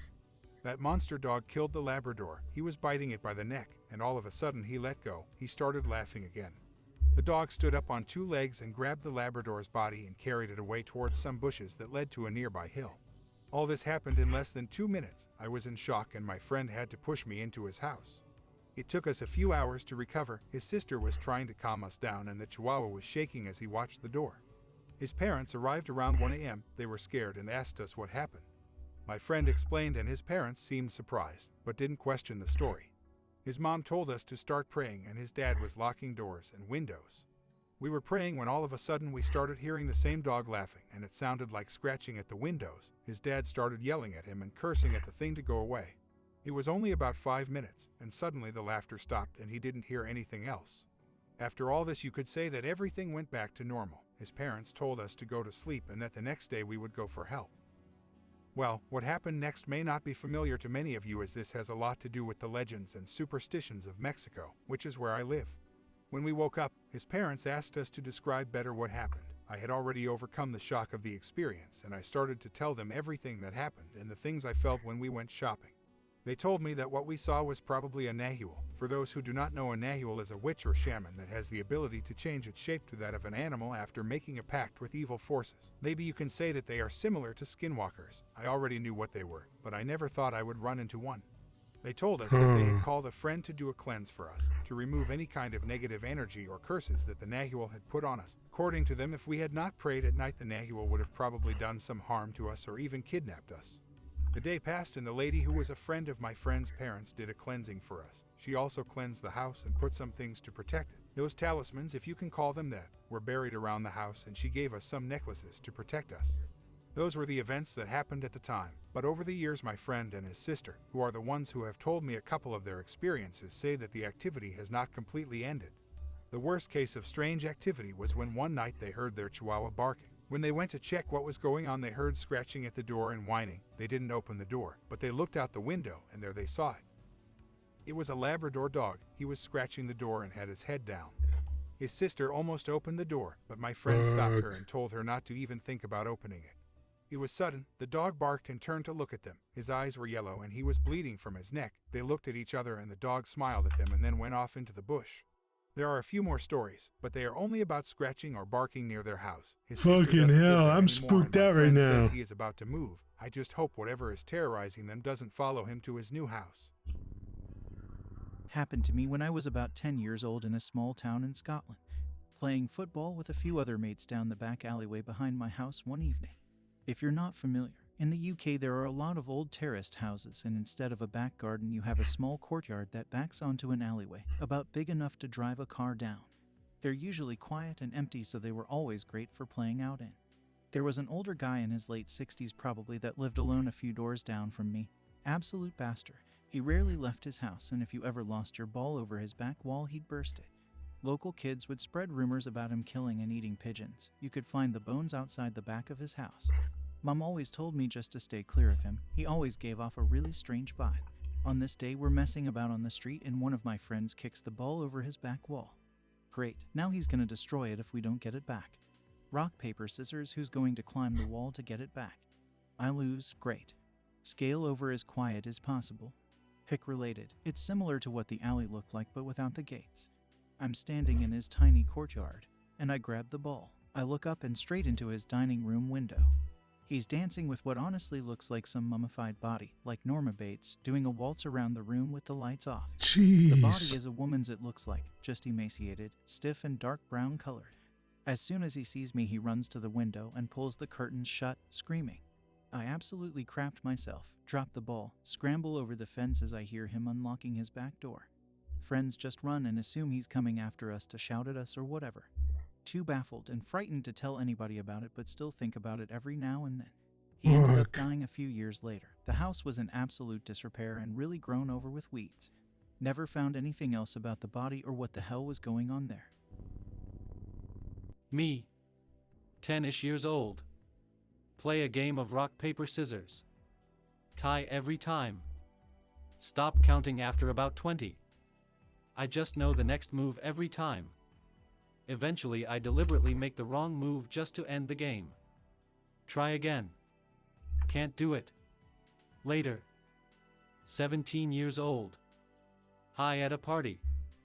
Tell friend I can read his mind. He looks annoyed like, yeah right you high dumbass. He asks me who I am thinking of. I laugh and tell him to think of another. You see, he is not actually a friend but a jackass, so I don't want to talk to him while he is giving off such negative energy. He does. I laugh again. He rolls his eyes and goes about his business. Next morning I FB message him the two names. He starts freaking out right away because I was right. Neither time I can explain it, I just knew, and I was certain that I knew, it wasn't a guess. Wife. Okay, like I've done something like that before. I don't know what it is, like when I'd reached like a specific level of drunk, I would become like weirdly clairvoyant. And I remember I utilized it this one time. We were like playing this card drinking game. I can't remember what it was called. I think we called it Asshole or something. So like you would draw certain cards, and like whoever had like who drew like a specific card would become the asshole. But as the game would go on, you would whittle down the cards, and like depending on which card you would draw, like either you would have to drink or the person to your left or the right would have to drink. But it would all depend on the number or suit of the card. And during this game, I remember like I don't know how many beers I had, but like I started playing around with this clairvoyance, and I would take note of like what cards people had, and I knew like okay, I want to make the guy on my left drink, so I have to draw like this specific card from the circle of face down cards on the table. So I just kind of like feel around, you know, just like kind of wave my hand around and just like, oh, I feel like it's over here, but like it could be over here, but I have a strong feeling right here. And just kind of like sift through the cards with my fingers, because like the cards were face down, and just like somehow I'd know it's just like, okay, this is the card, and I'd flip it and it would be the card that I was like just thinking about that would make the person on my left drink. And then if I want to make the person on my right drink, like I would look at the cards and like the given cards that everyone else had is like, okay, since you already have such and such card, like I need this specific card in order to make this person on my right drink. So I'd like do that whole thing again, just like do that whole sensing where the card is type thing, like is it over here or over there? And eventually I'd whittle it down to like a specific area. I'd grab the card, flip it over, and bam, that was the card I was going for. And I was doing it so much, like at one point I was like, okay, like it's been a while since I had a drink, so I'm gonna make myself drink by drawing this specific card. And like sure enough, like I'd find the card, flip it over, and just allow myself to to drink. And I was doing it like I was on point so much that I was freaking out. Like one of the players at the table was like fucking, he was just kind of like just fucking tripped out, just like eyes wide open and just like looking at me. And like every time I call or write cards, like he would just look at me just like, dude, you're fucking tripping me out, man. You're fucking tripping me out. I'm like, I don't know how I'm doing it. I'm just like fucking drunk, but I can feel where the cards are. But unfortunately, I haven't been able to utilize it in a way that's like actually profitable. Like say at the roulette table in Las Vegas. It's hard to pinpoint. Like when I'm having fun with it, I can call like the cards, or I can like detect the cards, like face down cards on a spread out on a table. But when I know there's like money on the line, like I can't call it forth. I don't know. Anyway, that's my story of like similar happenings to me, where me being like a specific level of drunk makes me weirdly clairvoyant. Anyway, back to the story. Oh wait, hold on. Melody says, this is when you lump a horse upside the head with a shovel.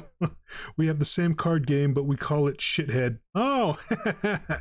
People know when I'm drunk, the more sauced I get, the louder the music gets. Oh, wow. I guess Melody's blasting some music, eh?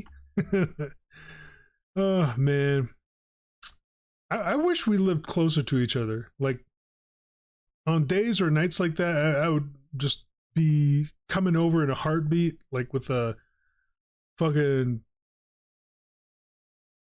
like 2 large, extra large pizzas and like a fucking bucket of chicken wings. Oh man, that's like a fucking awesome evening. Anyway, back to the stories. Story she told me. 18-ish. Is a gothy teenager. Has gothy friends. Most of them messed up, on drugs, Satanists, whatever. Mostly just edgy losers, but nothing scary. One of these friends, yet another witch, is particularly weird. Hold on, I got a call. Hello?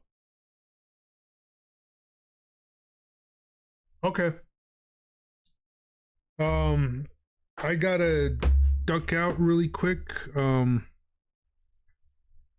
Dad's back. I think he went to do a little bit of shopping, and there's some drinking water now, so I gotta help haul that in. But I shall BRB. Excuse me.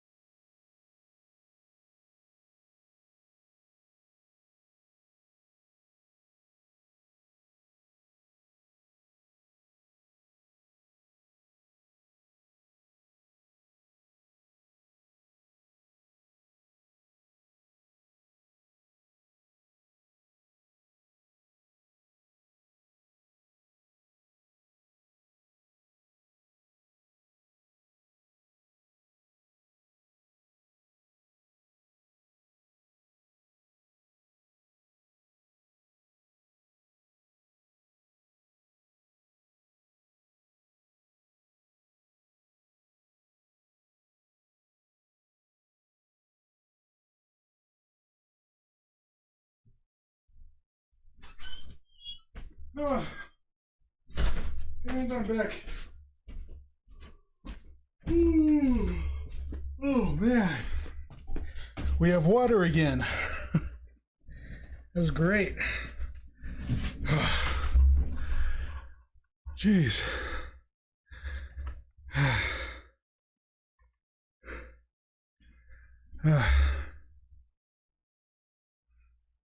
Nudge says, nah, dude, nights like that, we're making our own slamwiches.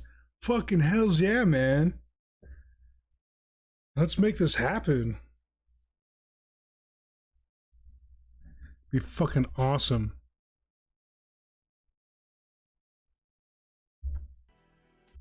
Like, move in together and, like, fucking we make slamwiches every fucking day. Talks about wanting to go on murder rampages. Dyes her hair the same as my wife. Dresses the same. Imitates her very blatantly. Wife is hanging out with people. She is completely sober, room is well lit. For a good long time she had the sense something is wrong. She internally says a prayer to God to show her what is wrong. Right beside her, her friend's face literally dissolves away into this demonic skull, and it stays that way. Wife runs away. Stops talking to that girl, convinced she is possessed. Stops being a goth. Long story short. That girl has been stalking my wife for the past 10 years. She has made a dozen different Facebook accounts to try to friend her and is blocked every time. She has been caught driving by her, walking by where she works. She pings my wife's website daily, which doesn't get much traffic, so it is very conspicuous. We moved away and hopefully she doesn't know where we live now. Fucking Amy as a crazy. kid, on vacation with family. Staying in very old hotel that looks like the one from The Shining. Taking a bath. The bathroom is so old the bathtub has those lion feet holding it up like you see in old movies. See something in corner of my eye. Tall gray smoky figure of a person is standing right next to the bathtub watching me. It immediately just sort of blurs away. Leaves a weird smell. Tell myself I must be sick and hallucinating or sleep deprived. It felt like a dream, it was so strange. Go to bed. As I'm trying to fall asleep I hear faint voices. Put the blanket over my head and pretend I'm just imagining things. Hear movement in the room. Take the blanket off my head and look. 3 of the same smoky figures are standing near the bed.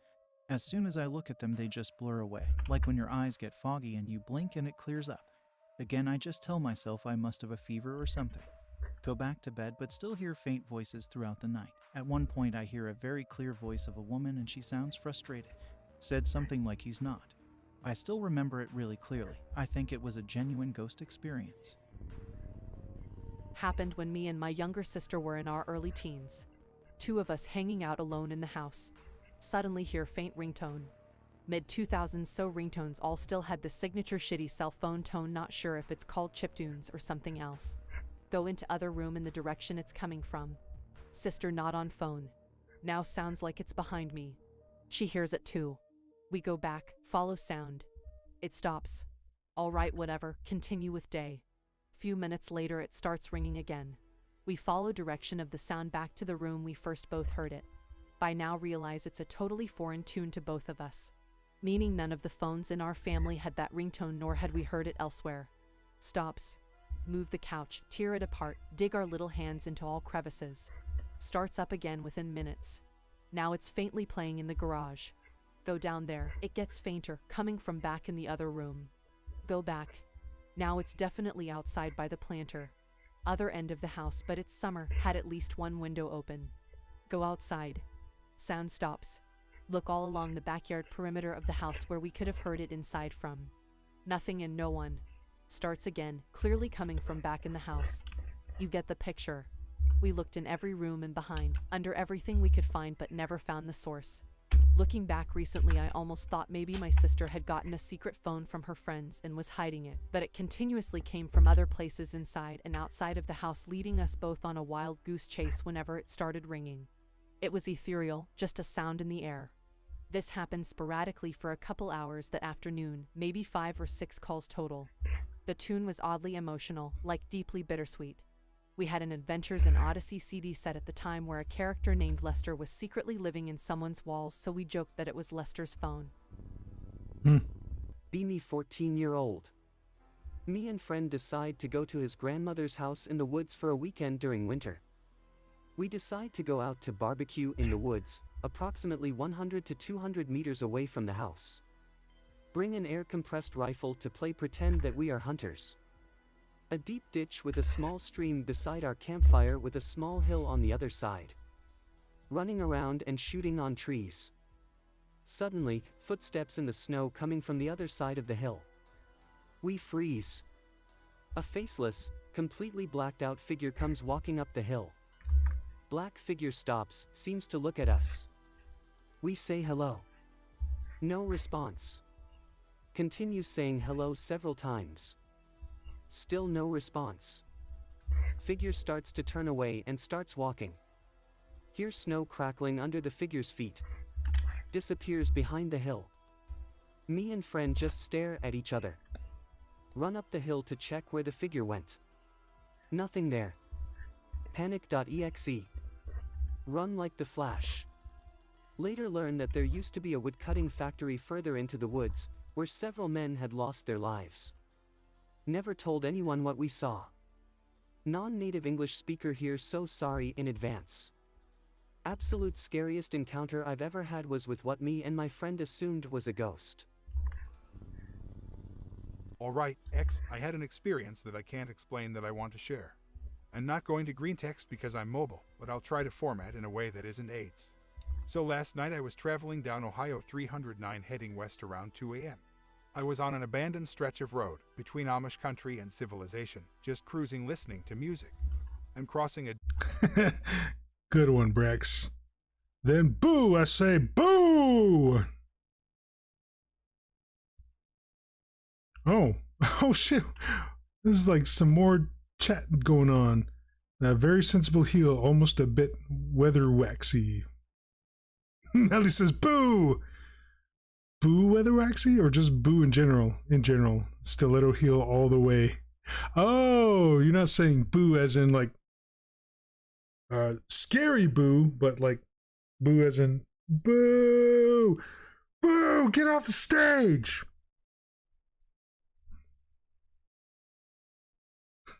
Bah, I say. Always a good time for a good boo. Depending on which boo it is. Boo! Boo! Yeah. dense patch of woods. I see a bright-ass headlight flying up behind me. No big deal, he'll pass me, or so I think. Instead, this light gets right up on my ass, to the point that it's blinding me. I can see the outline of a motorcycle behind this intense white light, and I think, okay, this guy just wants to be a prick. So I slow down. I was going 65 miles per hour and I dropped down to 40, but the bike stayed right on my ass the whole time. I roll down my window and wave him around me to pass. He doesn't. Instead, the bike keeps perfect pace with my car. I cannot stress to you, X, how bright this headlight is.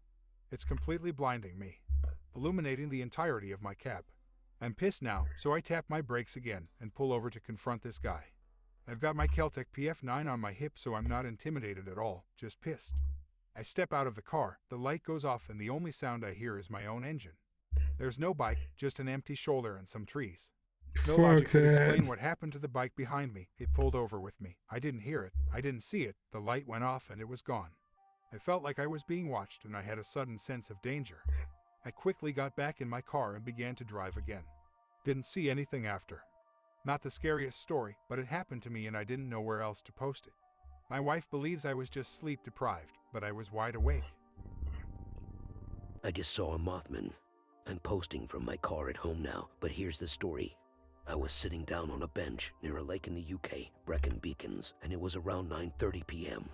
The sky was quite dark, but not pitch black, and I decided to head back to my car and drive home. I was with my dog at the time, and he stopped walking alongside me and just stood there behind me acting kind of strange. I instantly felt a tension physically, but I kept going in the same direction because I had to get to my car, which was pretty far away, and it was getting pitch black outside. Around 10 seconds later, as I'm walking, I noticed that in front of me, I kid you not, is this massive creature with huge pink eyes sitting in a tree. They were glowing kind of like a cat's eyes, and it was shaped just like the stereotypical depiction of Mothman, but its features were obscured by the darkness. It was around 5 feet 9 in height, something like that. Man, I wish I took a photo, but I was in shock. It climbed the tree and then flew off before I could collect my thoughts. It was too dark to make out its features fully, but it had an albino color scheme, light gray. It couldn't have been an owl or a bat. It was abnormally huge and had long insect-like wings hanging down its sides. It moved very smoothly. It looked surreal, like a phantom. There is no way it was a bird or a bat. It was the same size as me, probably slightly bigger. And like I said, it didn't move like an animal either. Funnily enough, I recently started getting interested in cryptids again. Never would have thought I'd see something like this though, especially in the UK. I've been reading so many theories about Bigfoot. To me, it's somewhat comical.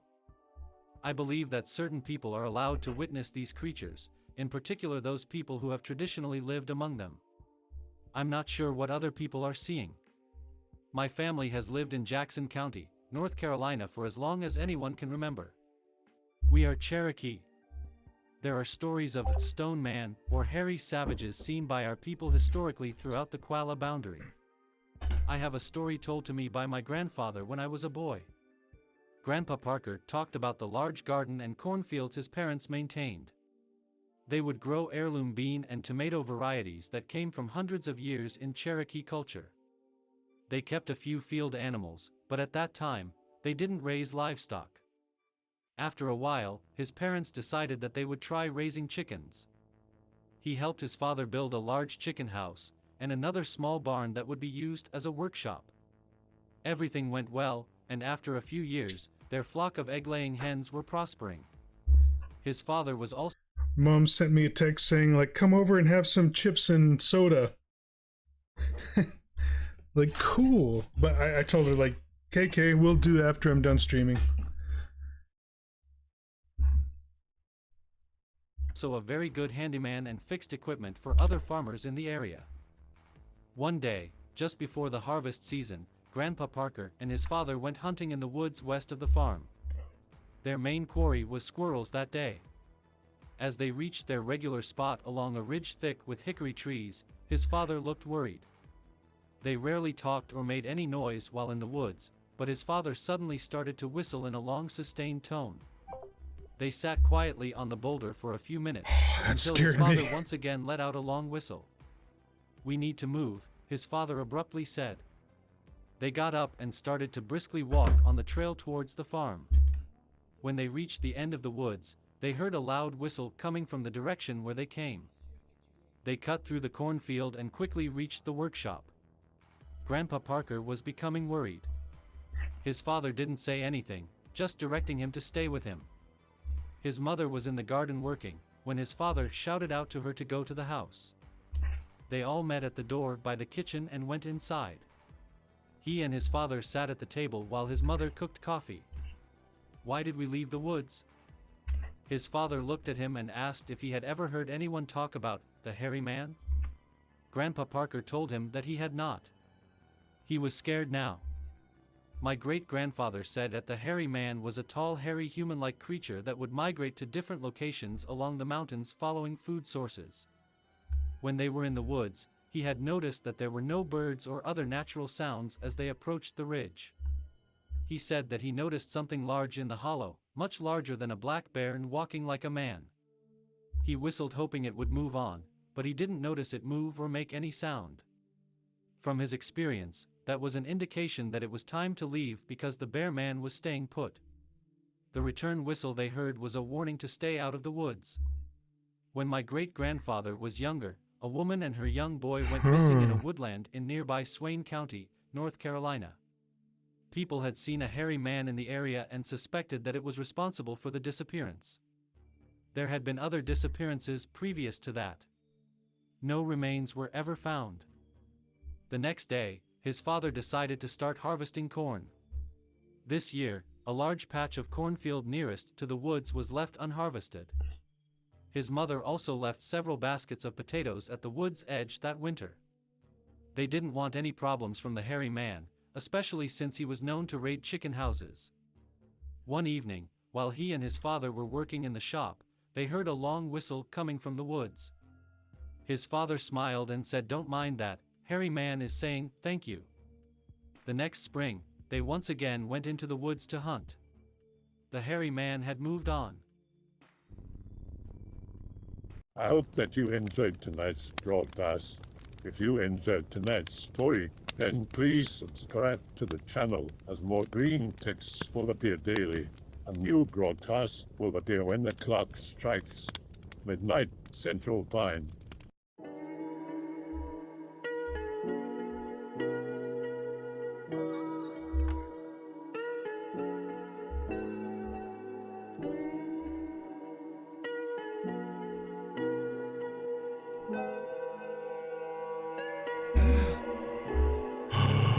Remember to check out the Odyssey page in the description for a second archive of the channel's videos.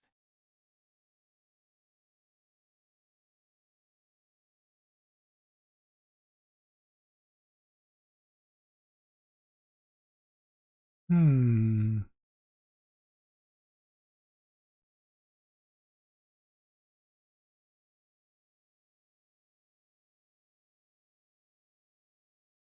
Weird camping tales.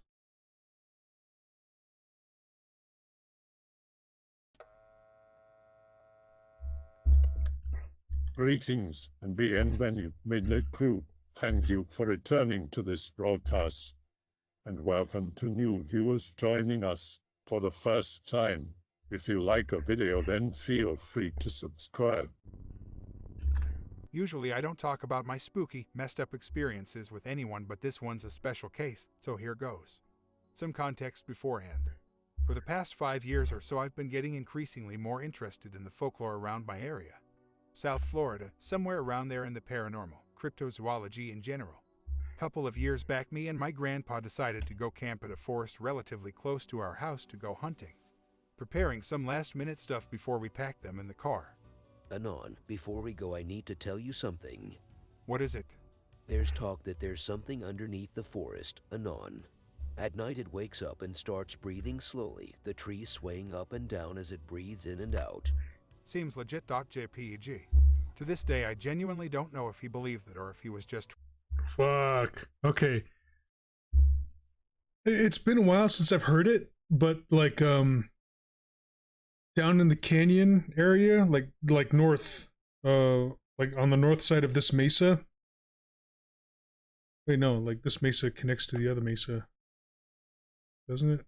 Yeah, I think it does. But like somewhere in the middle of this mesa, there's like a canyon that kind of like dips in. And sometimes late at night, when things are still and quiet, you can hear something breathing. Like, I don't know what it is. Like, I'm prepared to just chalk it off as wind, but it comes through so, like, rhythmically. Like, it's like a steady rhythm. Like, if it were just the wind, I would think it would just be like a constant, like, kind of like a howling. But no, like, if you stand out in the middle of the night with it just being still and quiet, you can hear, like, the canyon breathing. It's so odd. But it's been a while since I've heard it, so I don't know what's going on. Like, if I had the equipment and maybe someone else to come with me, like, I'd go investigate and see what it is. Like, some night vision cameras, maybe a GoPro, a smartphone, just to, like, have, like, a handheld camera there just to see what's going on. But I don't have any of that stuff, so I'm gonna have to hold that off until later on down the line. But it's definitely pretty weird. Anyway. Trying to spook me. Anyways, we finish packing our stuff and leave. Bored as F in the passenger seat listening to the radio when he suddenly goes. Listen, Anon, we must not make too much noise at night. Why's that, Gramps? The wildlife. The soil might listen anon. It could notice that we're on it. Get tired of his bull and say, Gramps, what are you talking about? Wish I could have said that to him, but I was probably more polite. You haven't heard the news, Anon? This old coot. Recently, one of the locals found cracks in the ground near his property, which is neighboring the forest. Now I can't decipher what's true and what isn't. It could have been anything else, Gramps. Maybe the soil got too dry. The cracks were too large to be that, anon. We're silent the rest of the ride. Finally get to the hunting spot. It was a really long drive. My bladder felt like it was on fire. Entrance is surrounded by this old metal or barbed wire fence. It's a couple of minutes before sunset. The whole place looked dead. Hey Gramps, you sure this is the place? Yes, anon. Why did I scare you? We start unpacking our gear. Start looking for a good flat spot to set up camp. Notice some odd terrain in the corner of my eye. Hey Gramps, come look at this. It's those same gaps, anon. Told you I wasn't lying. This really unsettled me, but his snarky attitude was enough to make me forget about it. Continue trekking the dense jungle and notice more of those weird bumps and cracks. I still can't describe this to people, but they almost resembled an overcooked loaf of bread. It was getting late and we still had not found a good spot. Still wonder if he was intentionally stalling for time to creep me out. Okay, anon, the spot's right this way. It better be. He directs me to a small patch of flatlands surrounded by dense trees and tall grass. Is it here? Of course it's here, anon. Start setting up your tent, don't make too much noise. Lord have mercy. JPEG. We finish setting up everything and are both really tired. Decide to hop in the tent and start resting for tomorrow. Close my eyes and doze off. No clue what Gramps is doing. Pray to God that he's in his tent as well. Around midnight. Anon. I think I didn't respond the first few times. He didn't stop calling me until I woke up. What is it? Anon, do you feel that? I feel it. PNG. I'm still not sure if it was my mind playing tricks on me, but something was definitely trembling across our area. Anon, stay in your place and don't move until I tell you to. Gramps, what did you do? Anon, just whisper. If you scream like that, it won't stop. I could feel the tent bobbing up and down. It wasn't brute like an earthquake. It was almost softer. I'm still not sure how to explain this feeling. It stayed like this for almost an hour. I lost track of time because of my sheer bewilderment, I think. Try to fall asleep through all of this and pass it off as a dream, struggled to. It feels like ages when it finally stops. Realize that it's already 4 or 5 in the morning. Take a while to stretch and crack my knuckles. Step out of the tent. My hands were trembling and I was sweating like a pig. You look like you just stepped off the roller coaster, anon. I'm gonna strangle this geriatric. JPEG. Take my flask and pour out all of the water onto my face. Took a while to get adjusted to standing up, felt like vomiting. Gramps had brought out his little lawn chair. He was reading a small book, don't remember what book it was. Go wash off all that sweat, anon. There is a small creek in the west, don't get lost. You're not going to leave me there. Anon, you smell terrible, please go wash off. We're going hunting later. I don't know if he was intentionally acting calmly to mess with me even more. I honestly didn't care then, was still processing what had happened, I guess. Grabbed some bottled water and drank it halfway. It was really warm, but I didn't think much of it. Started walking in the direction Gramps told me to. I didn't even need the field to bathe. I think I just wanted something to do to get my mind off of it. As I walked further and I didn't notice a lot of animals, mainly just some bugs and birds. They all probably fled because of the trembling. What are we going to hunt now? Could hear the creak in the distance when I caught something off to the side. A freakishly long patch of trees had fallen from their bases and onto the ground. Tick related. What am I looking at? PNG. They didn't look like they just fell down. They looked like they were uprooted from the base. Walk away and cross down into the creek. Wash off for a long while, making sure I took as long as possible so I didn't have to walk back the path again. I recall that it took me a long while to find my way back to camp. When I got there, Gramps was already trying to shoot down some birds with his rifle. Anon, what took you so long? I got lost. Can't you tell directions apart? Come on, grab your rifle, anon. Was nearly at my breaking point. Screw it. Maybe going hunting would keep my mind off of it. Pick up my rifle and load a mag into it. Take some extras with me. Okay, anon, follow close behind. I know a good spot. All the animals have run off by now, Gramps. A lot of trees have toppled regardless, so we can't move through the forest. Yes, anon, but not in the spot I have in mind. This really worried me as he had mentioned that the trembling happened throughout the entire forest. We took some more extra supplies and left. It was already getting late. We had spent a very long time walking and I was extremely fatigued. Gramps, are you sure this is the way? It's getting darker. Anon, can you stop complaining? We're close, calm down. I'm gonna die. PNG. After what felt like days, we finally arrive. I couldn't believe my eyes. While the rest of the dense forest looked like a wasteland, this specific spot looked almost pristine, as if the trembling hadn't even touched it. From what I can remember, the soil felt much more spongy and hollow, as if it was more moist than usual. To my surprise, there were some white-tailed deer resting in a vacant spot. Told you, Anon. Now settle down and start planning your shot. They're all together, so we must be careful. I was hesitant to shoot first. Told him my hands were too shaky, but he insisted. Decided to pick off the farthest away from the group. Held down the trigger and shot. The rest of the flock ran away as expected, but I saw something odd in the spot where I shot. Looks like you missed. Let's go after the rest of the group. Ignored him and walked over to the spot where my bullet hit. To this day, me and Gramps still have no idea what we found in that spot. There was a mass of black roots inching its way out of the hole the bullet punched through the hole. I don't remember very clearly what happened next, but I'll try to summarize best as I can. The black mass squirmed inward from the hole. It almost looked like a big pile of worms or maggots, but I'm positive that it was neither of those things. We heard some shuffling coming from the surrounding grassland. We didn't get a good look at the movement because it was pitch black, but we knew that it couldn't be good. Forget it, Anon. Let's pack our stuff and leave. This time I didn't hesitate to listen to him. We rushed through the path back to the camp. I could feel the trembling starting beneath us. Sorry, I missed that. Rex says, okay, it's past 3 a.m. Hopefully, good night.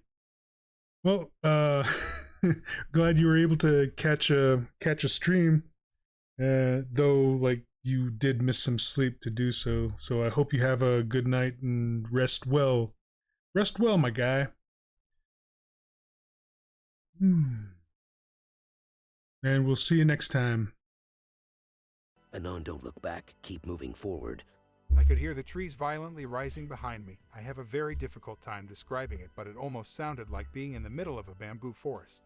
Trip on a log in the middle of our path. Think I'm about to die to whatever this thing is when Gramps grabs my hand. Stand back up and pick up the pace again. I can see our lanterns in the distance. Camp was bobbing up and down in sync with the trees behind us. Anon, forget the camp. Run straight to the camp. Just pick up your lantern. At this point, I could care less about our supplies, so I agreed with him on that. Make a rush to the car, squinting in the dark so I didn't trip on anything again. It was getting louder, like it was mad at us or something. I'm not sure if it was my mind playing tricks on me again. Finally get to the car and throw myself inside. Gramps turns the ignition on and we get out of there. Completely silent for the entire drive to the nearest town. We refuel at the nearest gas station and decide to spend the night at a tiny lousy motel. Can't sleep for the rest of the night. Catch myself experiencing the same effects as last time. Appalled at what I just saw. Gramps has not spoken a word to me since we got into the car.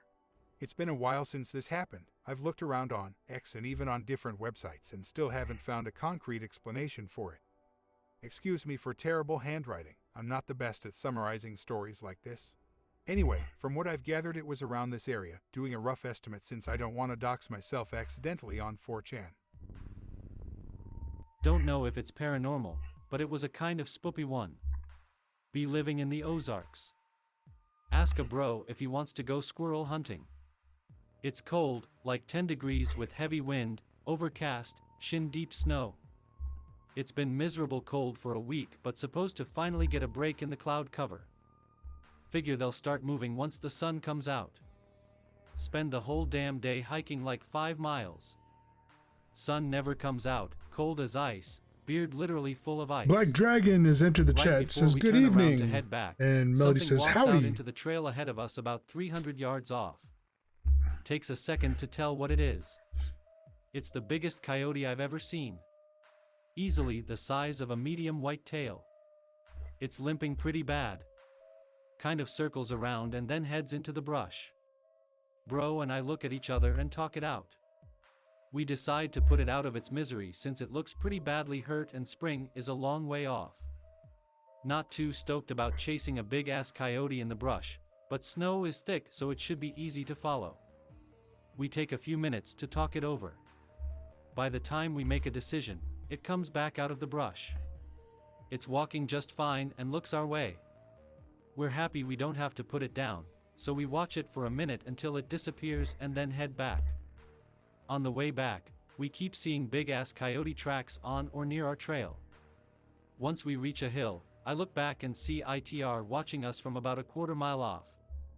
I let hunting bro know. He turns back and sees it right as it takes off into the brush again. spend the rest of the hike back watching our rear while Hunting Bro watches on each side of the trail. Get to vehicle, toss stuff in car and drive off real quick. We've been out there a lot since then. We only see it when the weather is bad, and only at a distance. I'm planning on getting all gillied up this winter and getting it. I want to make a cowl out of him. 22 years old at the time, turkey hunting in Nawwoods. Find small lane to watch on the edge of a valley where I've bagged turkey before. Army Corps land, but so far and I seldom meet other hunters. Get cozy with a mat and pillow against a tree and wait for hours after hiking a ways from my small camp. You aren't supposed to set up a tent or build a fire out there, so I just made a small shelter out of fallen wood and leaves to hide my extra stuff. Hear what sounds like mumbling coming from the ridge behind me. After a while it stops, but I hear it again off to the left of where I'm sitting. Occasional twig snap or leaf crunch from that same direction. See 5 men on the ridgeline to the left. One is carrying the backpack I'd stashed with my rations and hiking gear. One has a pair of binoculars out scanning the valley, including where I'm waiting. They have rifles, machetes, and one has a backpack with a frame. The kind that costs a lot of money. 2 look homeless, unkempt, and drugged out. 2 others look what I'd call average. The last one, the one with the binoculars, has darker skin and looks grizzled. I don't move an inch after tilting my head to see them, keep my shotgun under my arms so it doesn't stick out. They wait on that ridge for about an hour talking, then start walking down into the valley towards the shooting lane. One of the tweaker-looking ones calls out for whoever is there to come out. I finally tilt my head back down towards the lane to watch them more. Realize they're all wearing backpacks, except they all look empty. After some time they walk up the opposite side of the valley and start searching, talking again. I let them get further into the woods and take my opportunity to leave. Get worried they left someone guarding my camp area and take an alternate path out towards the road and clearing where I parked, but it's about an hour-long hike away. Take a break after about 20 minutes and notice a footpath intersects the area I've been trudging through. It doesn't look like a deer path and there are beer bottles, cans scattered along it. I follow it a little ways and notice that there is some kind of rotten lattice laying in the footpath. It's a crappy punji pit trap complete with metal spikes buried in the ground. Shit. Get off path and my hat snags on a piece of fishing line towards the edge. Panic and slowly untangle myself. It's some kind of marker hanging from a limb and not another booby trap. Decide this is too dangerous and cut back towards my camp area. Sure enough, as I close and I can see a red baseball cap and hear some kind of music playing from a phone. Screw that .jpg. I was afraid to make noise so I just hunkered down and waited. About an hour later and his buddies came back. 2 of them were speaking some kind of Spanish and now their backpacks were full. They walk off from my camp heading towards the path I wandered off and walk within 10 to 15 yards of me. Thank God my commo was good enough that they meandered right past. Part way to the footpath they discard empty camp fuel tins and a backpack full of God knows what. I wait till it's almost dark and shamble as quietly as I can during dusk towards where I parked. At this point I was thirsty, hungry, and my nerves were racked. Finally get to my truck and hightail it out of there at dark. 2 vehicles were parked at the exit of the inlet road. They must have missed my truck hidden in the clearing, but waited at the only exit. The 2 vehicles start pulling out and turning to follow me so quickly they didn't even turn their lights on for a good minute. I gun it and figure either they'll kill me if wrecking off the gravel road will. My old Ford Ranger is having trouble outrunning them. They are gaining and now it's dark, Ford so it's Ranger. getting harder to stay on the road. Turn my lights off and madly weave down other dirt and gravel roads that I'm only vaguely familiar with. Praying to every god I know that I don't accidentally hit a dead end. Slap into a... Like, oh man, I miss my Ford Ranger. That thing was like tiny and but like fucking reliable. I love tooling around in that thing. Oh man. So cool. And can't remember what year it was, but it didn't like require like a lot of vehicles nowadays, it's like they're just like filled with a lot of computer chips. This one was like pretty basic, so it didn't have like a bunch of that computer technology in it. Miss that thing. It was simple but reliable. Fucking hell. Decrepit low water crossing and the creek flowing over it almost washes me into the stream. The car behind me bottoms out and stops. The other vehicle looked like a Jeep and powered through without missing a beat. Make it to pavement with the Jeep still hot on my tail, not quite close enough to read my plates, but close enough that I'm starting to sweat. The Jeep flashing a floodlight and his high beams and starts gaining on me once again. See blue lights burst into life behind me.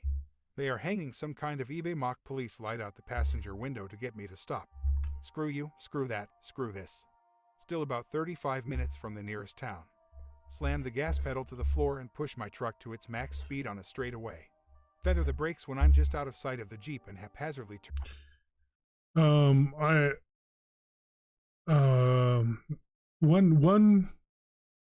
one full moon night, I went ahead and figured out the max speed my Ford Ranger could get to.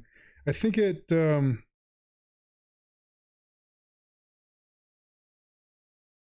shit, I can't remember how fast I was going.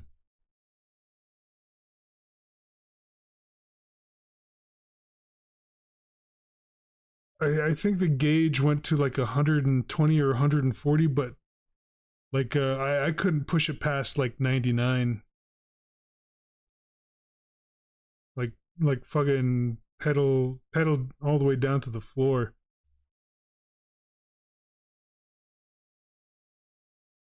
Yeah, I don't remember, but I went ahead and figured that out one night just to see how fast it could go. But I never bothered doing that again. It was just one of those things where it's okay, I figured this out once and at least now I know. I wasn't one of those dudes who would just fucking hot rod all over the place or the reservation or whatever. But yeah, it was pretty cool. Anyway. Oh, and I did it with my lights off too. On a full moon night, you can see clearly without your headlights. So I went ahead and gunned it without my headlights, and it was pretty trippy. It was pretty cool. But I never did that again. Turn down a random road. Pull into a dirt road and slam my brakes because I almost hit a building. I just flew up someone's driveway and cut a huge rut trying to stop. I kill the engine and wait. See the family inside peeking out a window and no doubt grabbing a shotgun to come see what I'm all about. Oh God, oh please don't turn on your porch light. Porch light comes on, but I still don't hear or see the Jeep. Two men come out of the building and sure enough one is holding a tactical shotgun. Roll my window down and tell them someone had road rage and tried to run me off the main road. They buy it and offer to call a sheriff. Tell them just to leave me their name and phone and I'd come fix their driveway tomorrow, and that if they don't mind I'll collect my senses then head out. They are chill F and just relieved I'm not a maniac or drunk driver. Leave about 30 minutes later and never return to that spot. Half a year later, sheriffs and some kind of bigwigs bust a huge meth camp out in the middle of the woods. Oh shit. Only caught it because the meth heads cornered and threatened to kill a local who went that way looking for rocks and arrowheads. The headline came and went and now rangers randomly put her down those back roads. People are still finding booby traps and backpacks full of meth waste and trash. What? I've been fortunate or unfortunate enough to only have one kind of spooky experience myself. In high school. Walking around with my friend in the woods behind his house. Been in these woods thousands of times since we were in elementary school. Just chatting as we come up to a rocky hill, open sky above. Later in the day, not quite dusk, but it's coming fast. Not usually a problem. Again, been in this place more times than we can count even at night. Walked this exact path. Stop on the hill just talking. Hold up, you hear that? We stop for a second and listen. Oh say, can you see? There's very faint singing coming from down in the woods. Somebody's singing the Star-Spangled Banner. Neck hairs raised up. We listen for a second.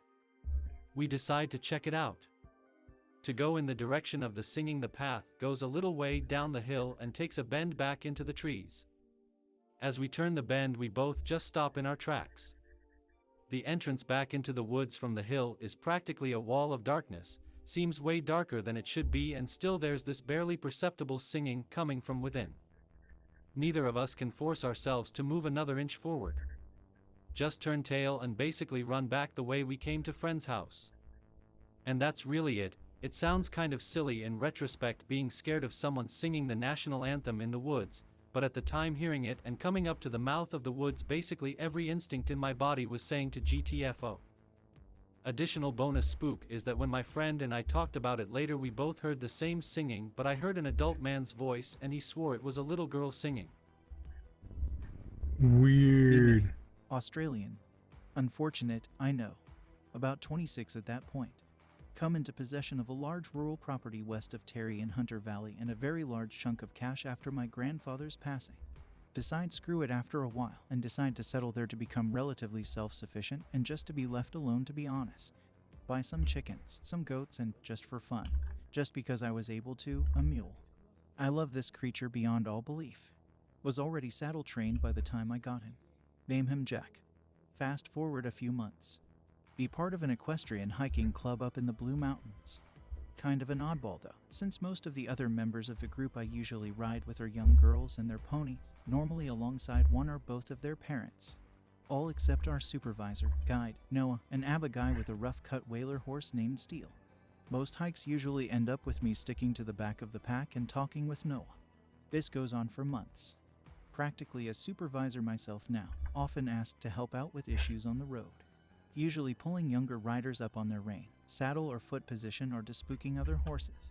Come to really appreciate how calm and collected my mule is in comparison.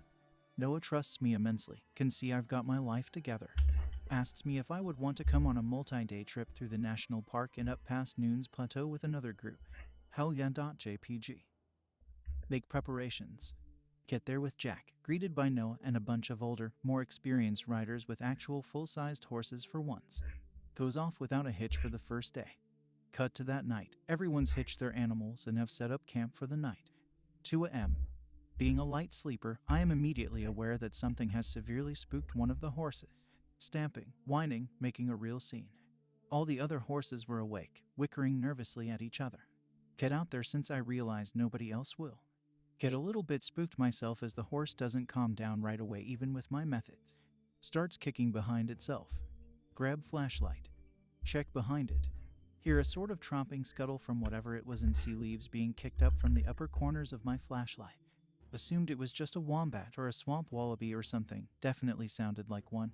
And they're both common around here anyway. Hagrid should not have done that. PNG. Cut to the next day. Wake up tired as per usual. Noah tells everyone that this is going to be the longest part of the trip, and will likely take until late evening to get to the next campsite.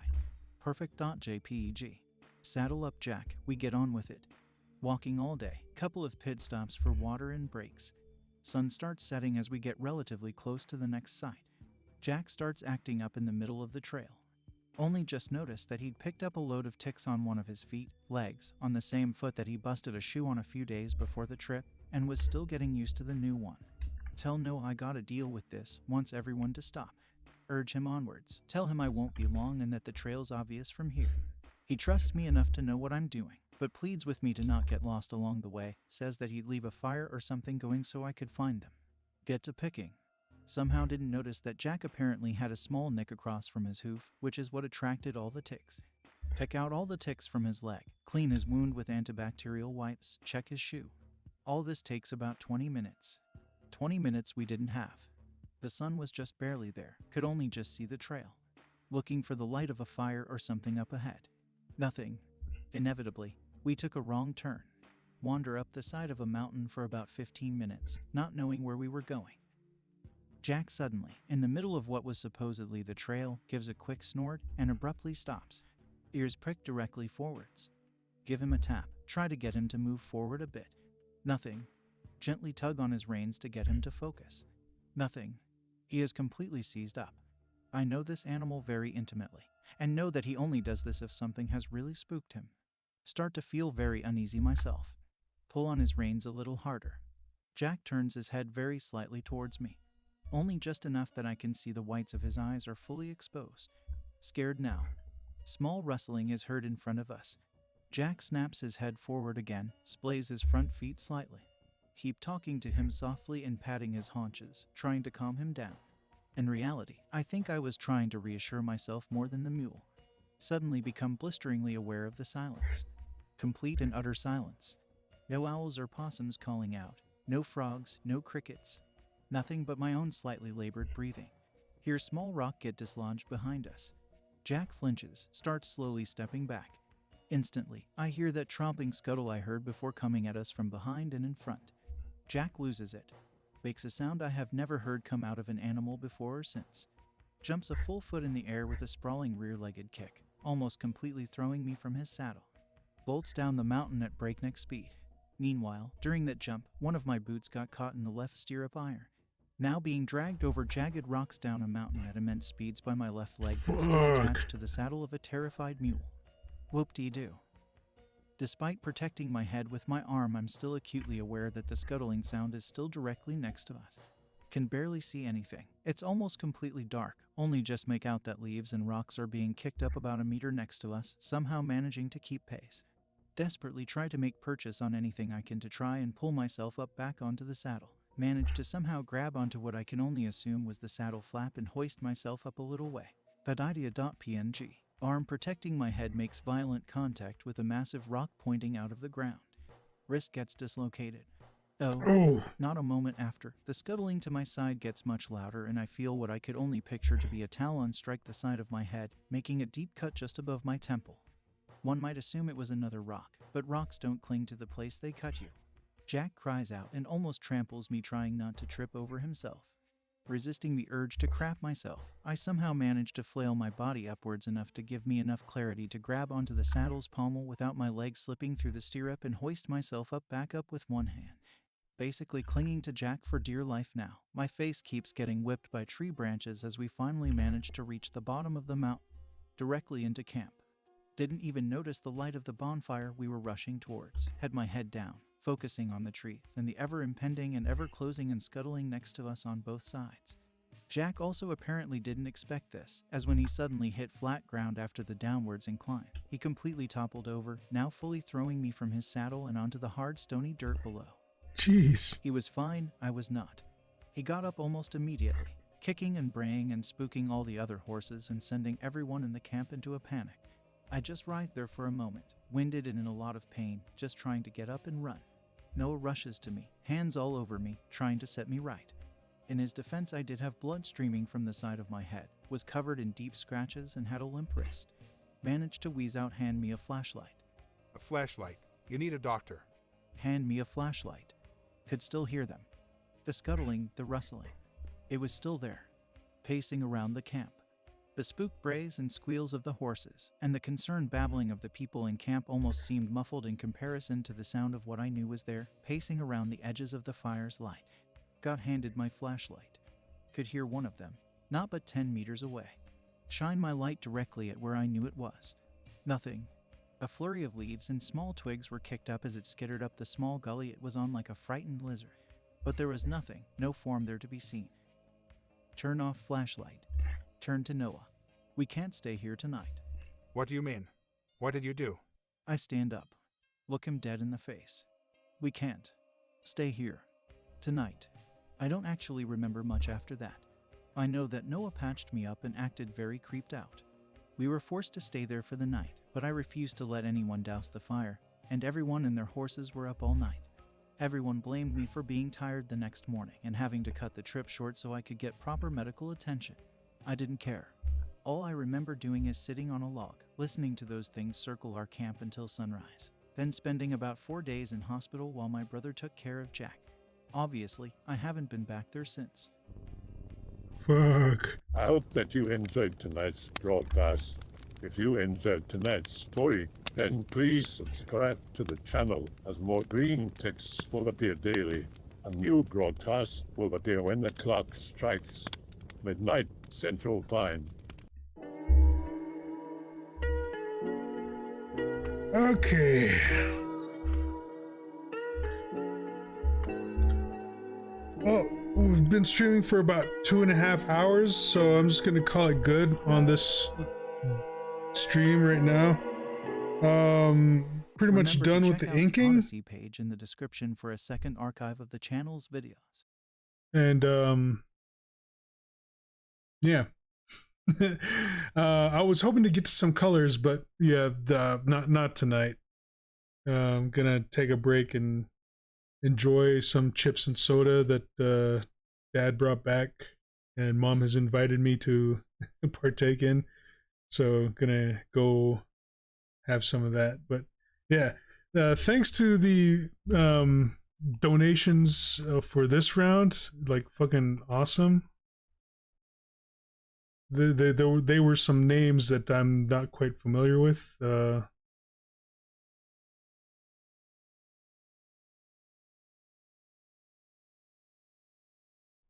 Let's see who to make these shout outs to. But yeah, shout out to Melody, shout out to Kanana Singa, and shout out to the 2 individuals who have just also donated.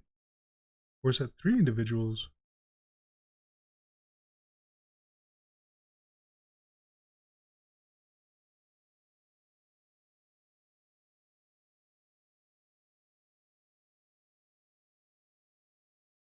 Yeah, 3 individuals. That would be Muck and 2 Kofi supporters. It doesn't give the name. But one of them says Black Horse for President. Yes, Black Horse for President. I got to start getting on those tirades again. But yeah, very much appreciated, all of you. So yeah, thank you very much. But yeah, to all those who are tuning in later, if you like what you saw, please subscribe, ring that notification bell, like the video, comment, and if you're able to and if you're down for it, please donate to my Ko-fi page. The link is in the description section below, and there you can donate any dollar amount, and any amount would be very appreciated. So until next time. Oh wait, thanks to all those who participated in chat. It's always awesome interacting with all of you. As always, my lovely moderator Melody, Sammy 2D was here. Brex Talandry couldn't go to sleep, but he was able to catch my stream, and then went to bed. And Black Dragon 73 popped in here at the end. So thanks for coming by, thanks for chatting it up, but thanks for keeping me company. And yeah, that'll be it. And until next time, this has been Johnston Blackhorse, the one and only, and I shall check y'all later. Sweet. Bye.